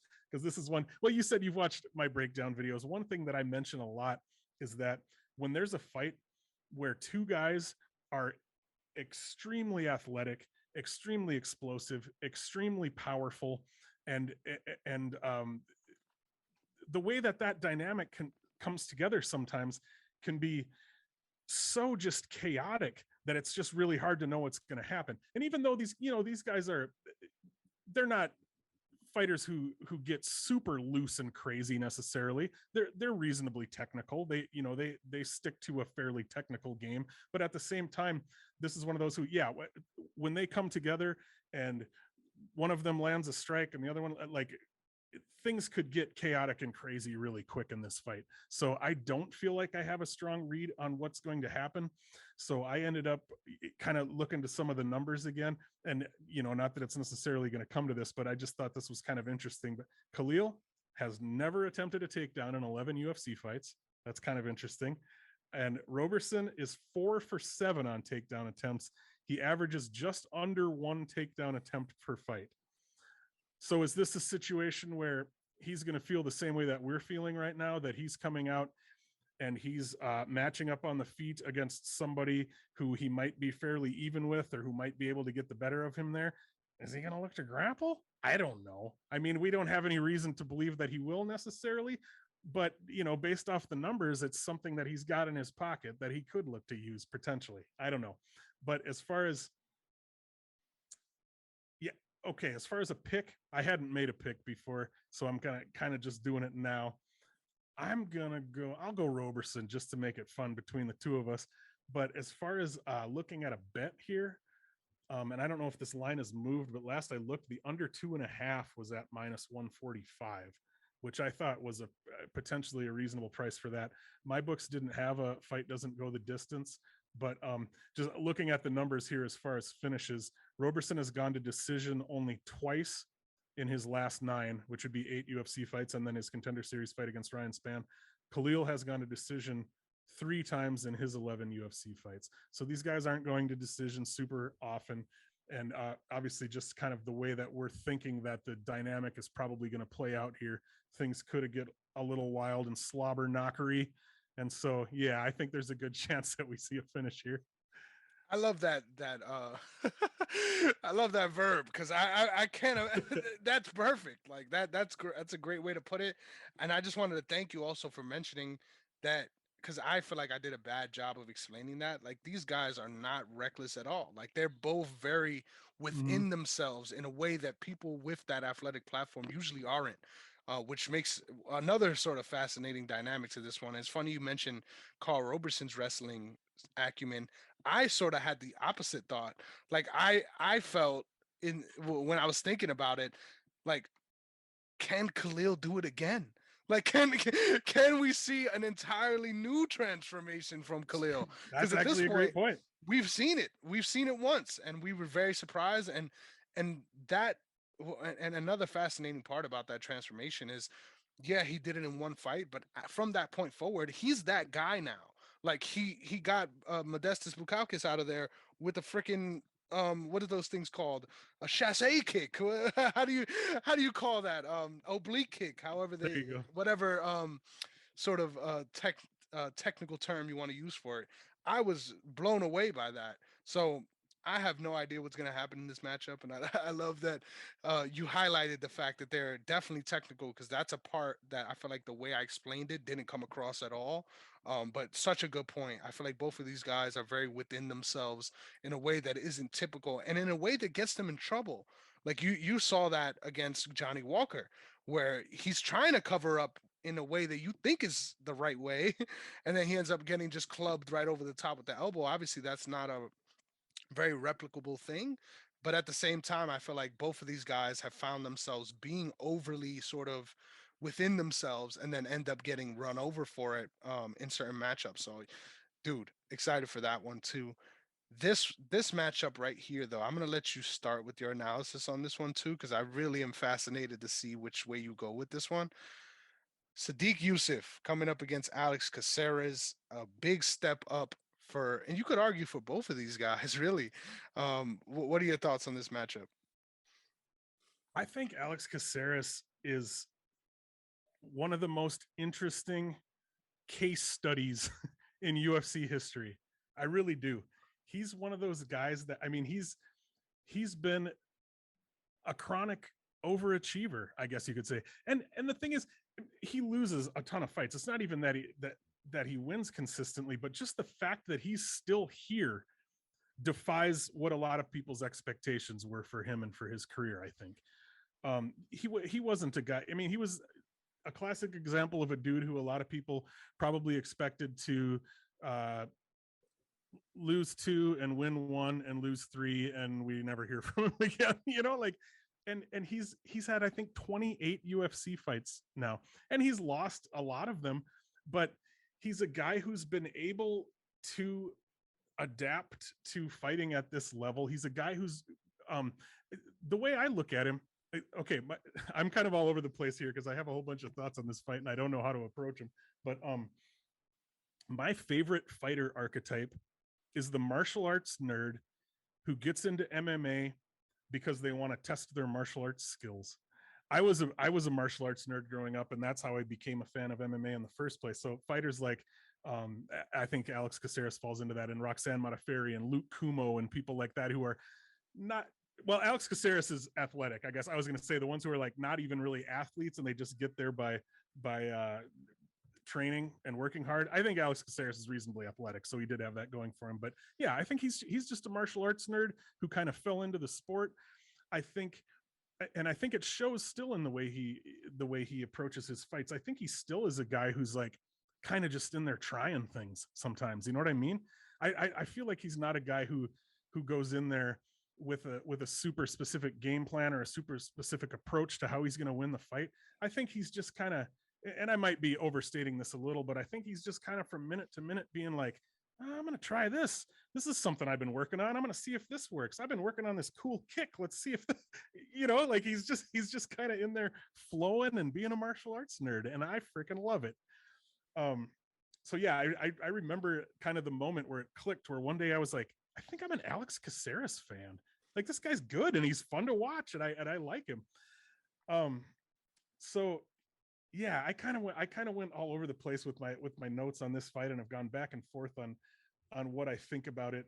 Um, Alex Caceres he's definitely outgunned here in a lot of ways.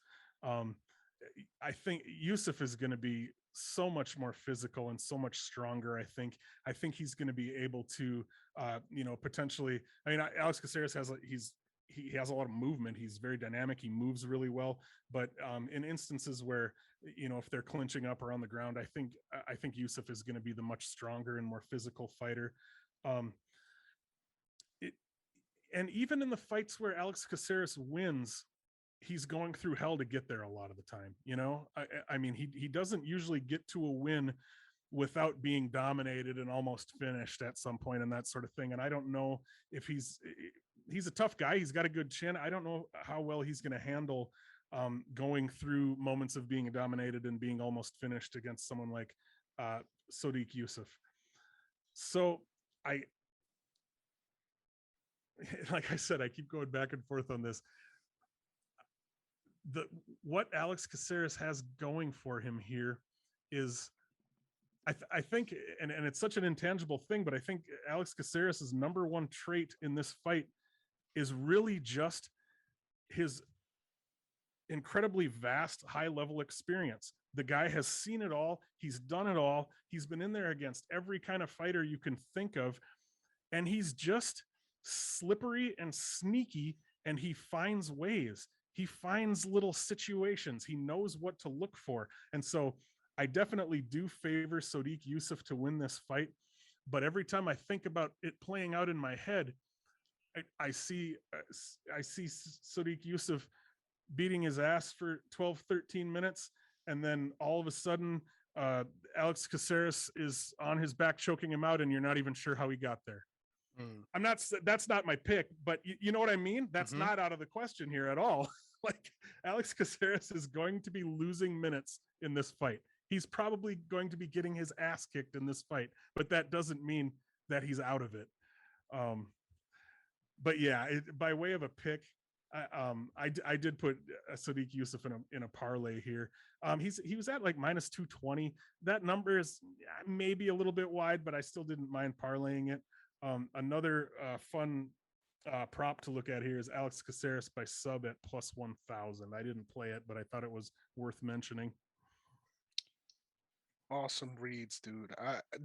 I was nerding out listening to you talk about this, and what's fascinating to me is this is literally a matchup.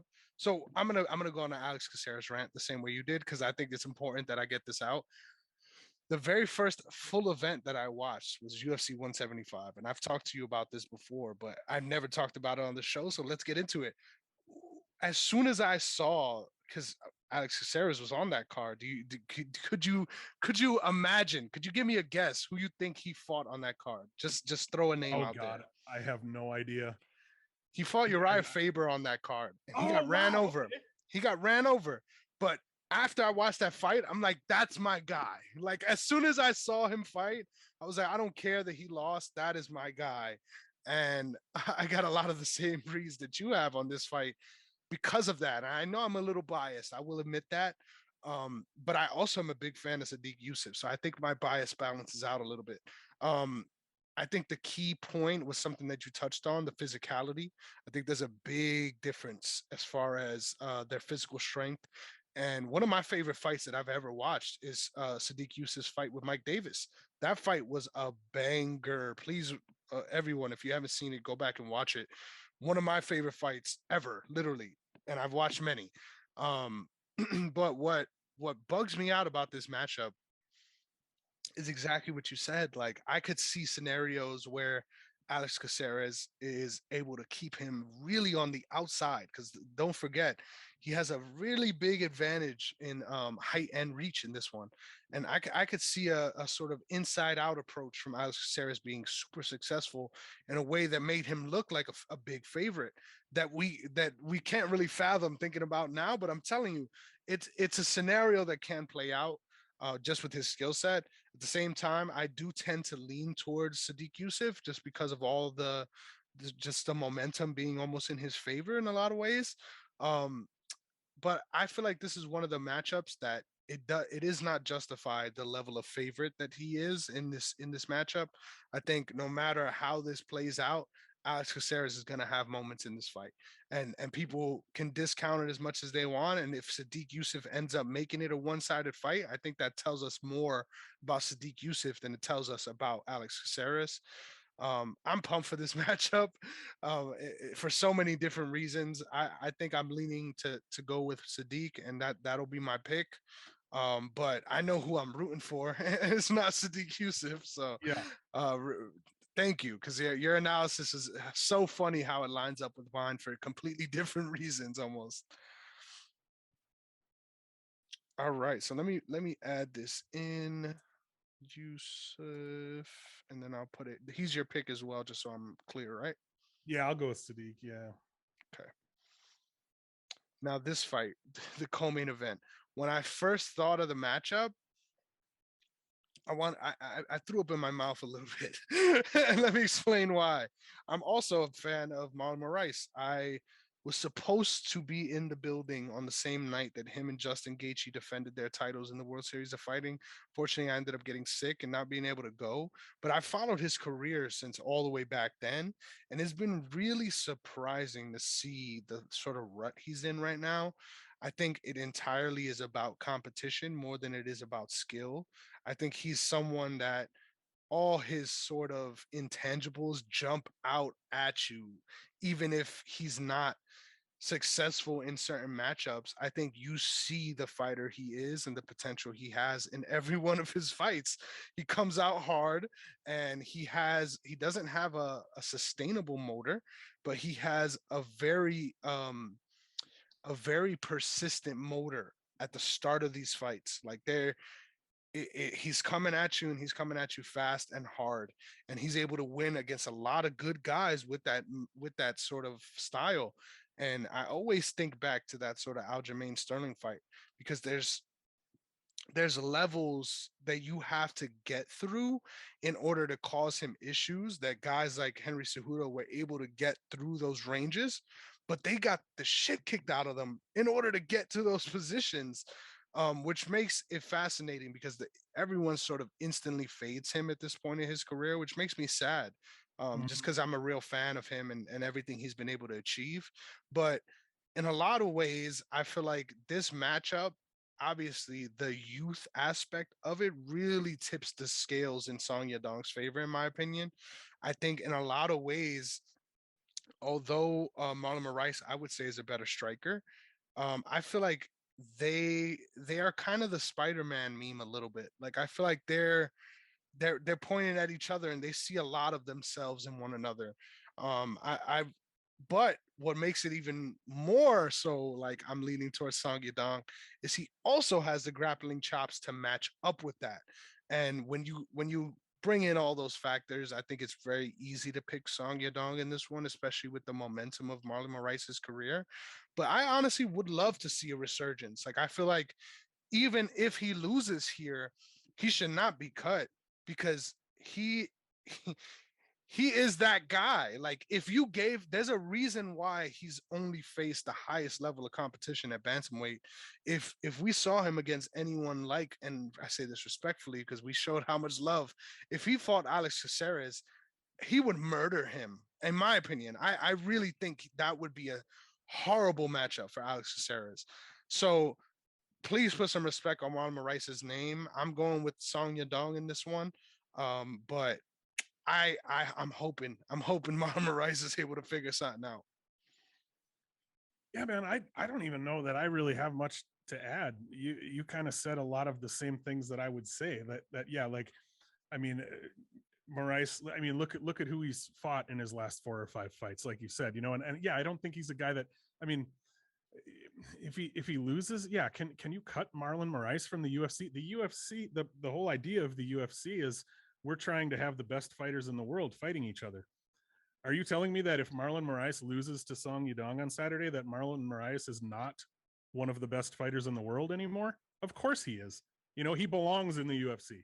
Yeah, like I absolutely agree with that. Um, yeah, you can kind of get behind the narrative that he's getting old and falling off and whatever, but like you said, that level of competition, he's He is still dangerous. He has the, I mean, the things that people say about him, that he's, you know, he's kind of a 7-minute fighter and that kind of thing. I mean, there is some truth to those things. Certainly, he's incredibly dangerous early and becomes less dangerous at a point. I mean, I think those things are true, but that doesn't mean that he's has fallen off a cliff or no longer belongs at this level or anything like that. That's just kind of the fighter that he is. But yeah, I also lean Song Yudong to win here. I think this fight is potentially a great live betting spot because, you know, Marlon's probably going to have a good round one. And if Song Yudong survives into round two, we could see a good number for him on the live betting line. I actually did bet. So Song Yudong is at about minus 240 as the favorite last I looked anyway. I'm not sure if that's still what the line is at exactly, but I was able to get Song inside the distance at minus 110, which I thought was a pretty solid bet for somebody who's a minus 240 favorite, who I think if he does win here is likely to find a finish. So I did put 2 units on Song Yudong inside the distance, interested in potentially hedging on a Song Yudong bet or just throwing a fun prop out there. Marlon Moraes by KO in round one is at plus 1,200, which, yeah, well, that doesn't add up. It might not be anymore. Actually, I haven't looked at that. Yeah, that doesn't seem right, right? That, I mean, if Marlon Moraes is going to win this fight, it's almost certainly going to be in round one by KO, right? Exactly. So yeah, I think I've got my Song inside the distance 2 units, and I could put a tiny little sprinkle on Marlon Moraes in round one by KO, and I would be pretty well covered.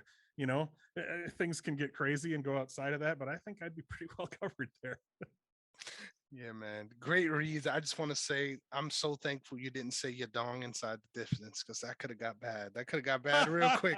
But yeah, man, I think this is one of those matchups that on paper is like, yeah, this is what's gonna happen. But when it actually is in front of us, I think a lot of people are gonna be shocked at how close this is. I agree. And if it goes past that first round, that's where the problems begin for Marlon for sure. I can't believe he's at ATT, man. Like that adds another level to this for me. Like, I really feel like, obviously it hasn't come to bear in his last couple fights. He's been there, I think, 3 fights now.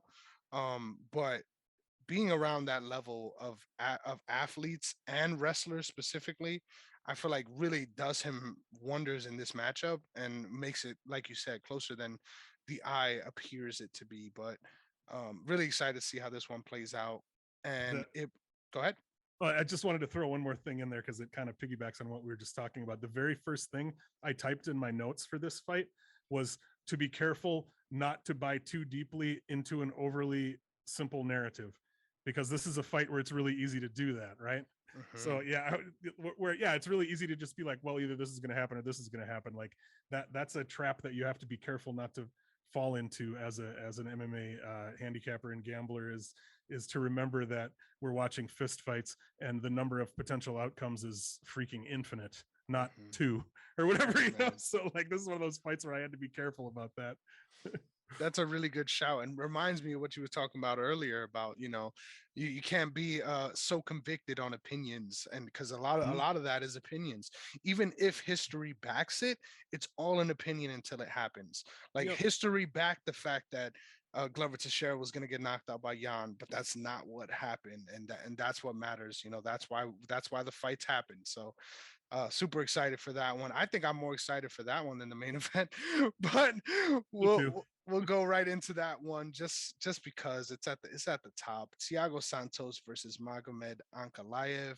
I'm gonna ask you, because I've been in the reins this whole time. Do you want me to go first, or do you want to go first on this one? Why don't you go ahead? Okay. So when it came down to this matchup, I am a Thiago Santos fan. I will admit that. The things that he does is super impressive, but I think we're a little far removed from that, and I hate to say that. I hope, my hope is that the reason why I felt that way is because he was coming off those knee injuries, and that takes a while to get used to. But he's older now. Like that is a big thing that is important in this matchup, because I love the fact that he moved up. But since he's moved up, he's really sort of hit a wall, in my opinion, where we thought his ceiling was much higher coming off of the John Jones fight. And just with injuries and everything else, he hasn't really been able to live up to that hype. On the other hand of this, I say this all the time in my other show. I don't know if you've ever heard of it, but Magomed Ankalaev looks just like Mose from The Office. Like if you look it up, please, it's the same guy. Yeah, But yeah, I'm a big Office fan.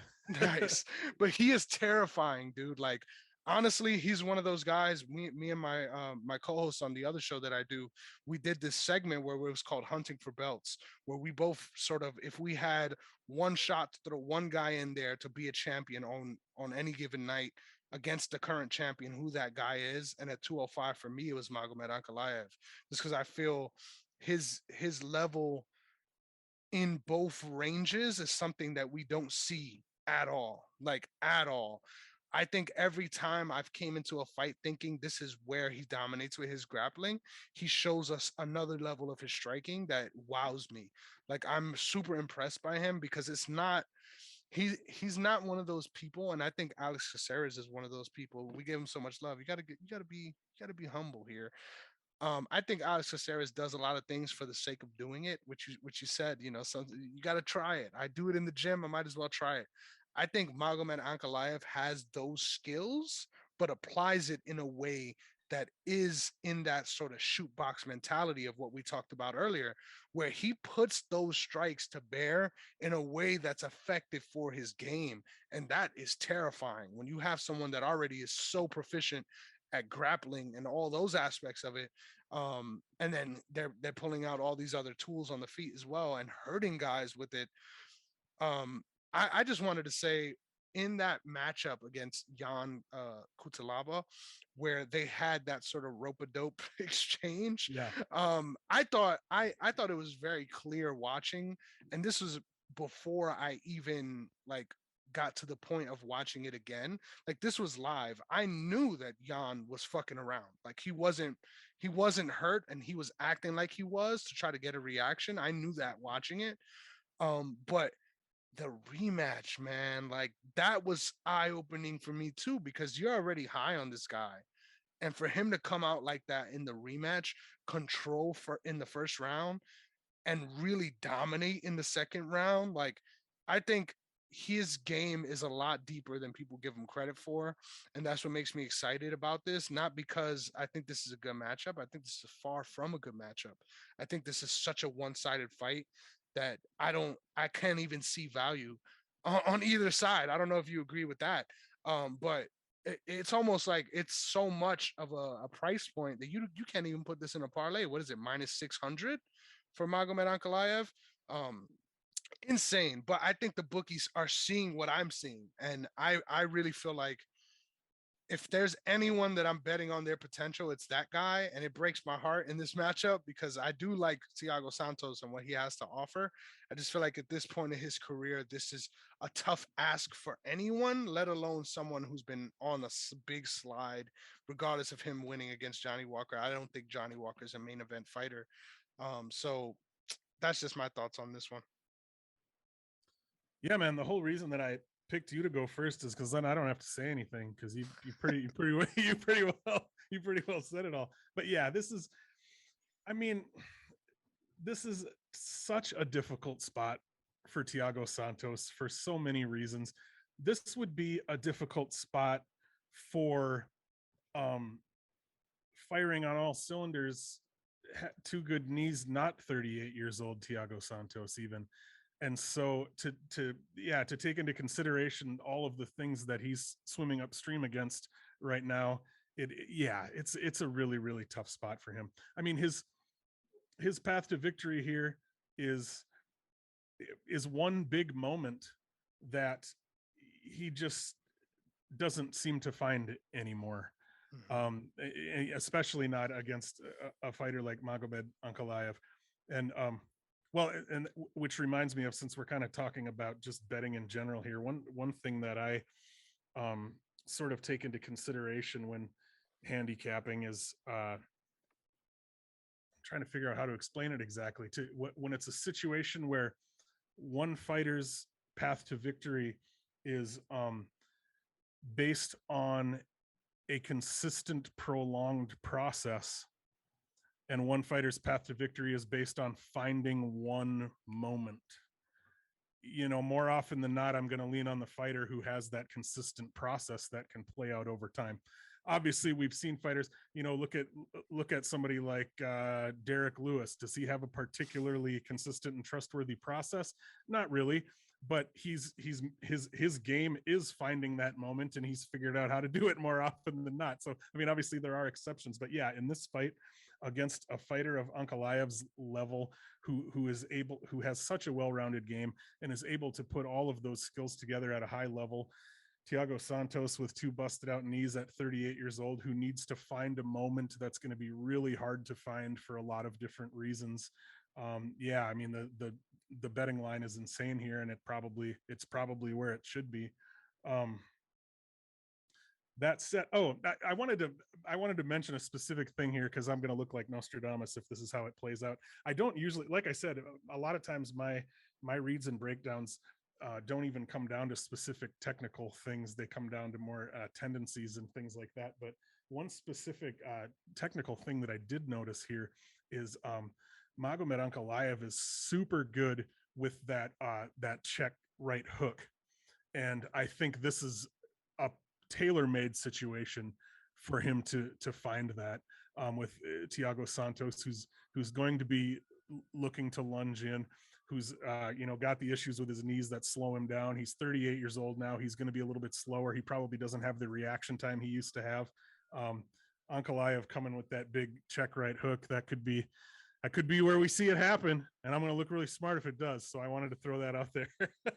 But sure. As far as bets though, yeah, I did parlay Ankalaev when he was at minus 500. This was one of those situations where I didn't feel good about the number, but sometimes I do it anyway with parlays. I mean, ideally, I would like to be seeing value in the number, even in parlay pieces. But I think more than anything, I just get to a point where I want to put more bets out there and I want to have fun with it. And I just end up putting parlays together, even though I don't like the numbers necessarily. So I parlayed Ankalaev and Sodiq Yusuff because I was pretty confident in them winning. But as far as a bet you could look at, Magomed Ankalaev inside the distance was at minus 110 last time I looked. That's a pretty good line for somebody who's as high up. And I also wouldn't mind looking at things like Ankalaev in round 4 at plus 1400 and in round 5 at plus 2200.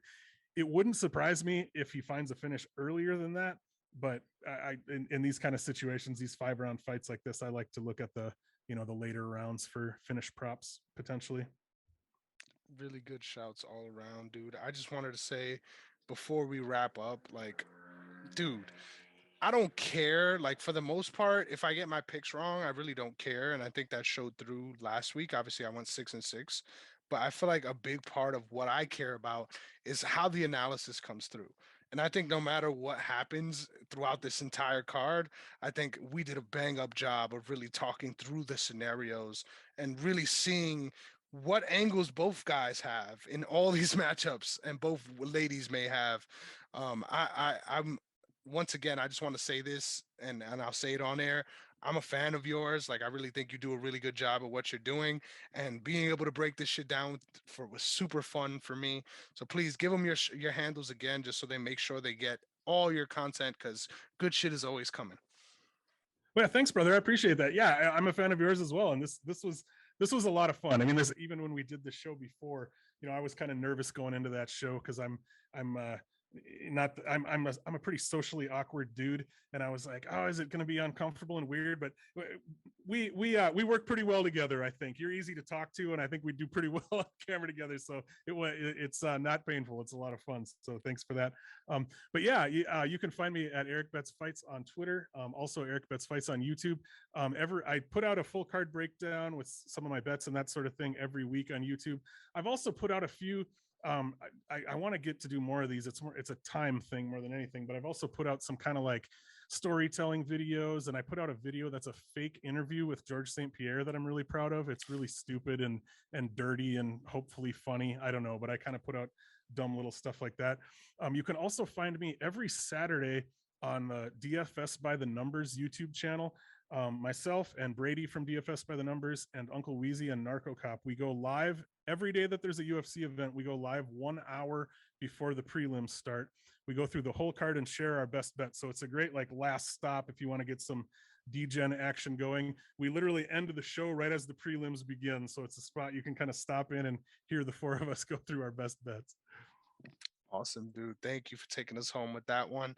As always, it's important. Make sure you follow the brand OTS Media Co. on all social media platforms, OTS Media on YouTube. So many good things coming out on so many different levels. The fact that you guys are getting 3 shows out of me a week, I don't know. It's crazy to me. I don't know how we ended up here, but I'm honestly loving every second of it. Thank you so much for anybody who's ever showed any interest. I still can't believe it. I don't know if you feel this way too, but I'm just super thankful. Like the interactions that I've gotten to have with people just based off doing something that I have fun doing by myself is really cool.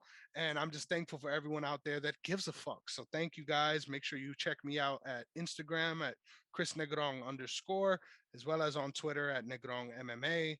And we're always going to try to keep that good content coming for you guys. So make sure you get your bets in for this card. You're not going to want to sleep on that, and have a good time enjoying it. I'm sure we will. Have a good one, you guys. Thanks, y'all.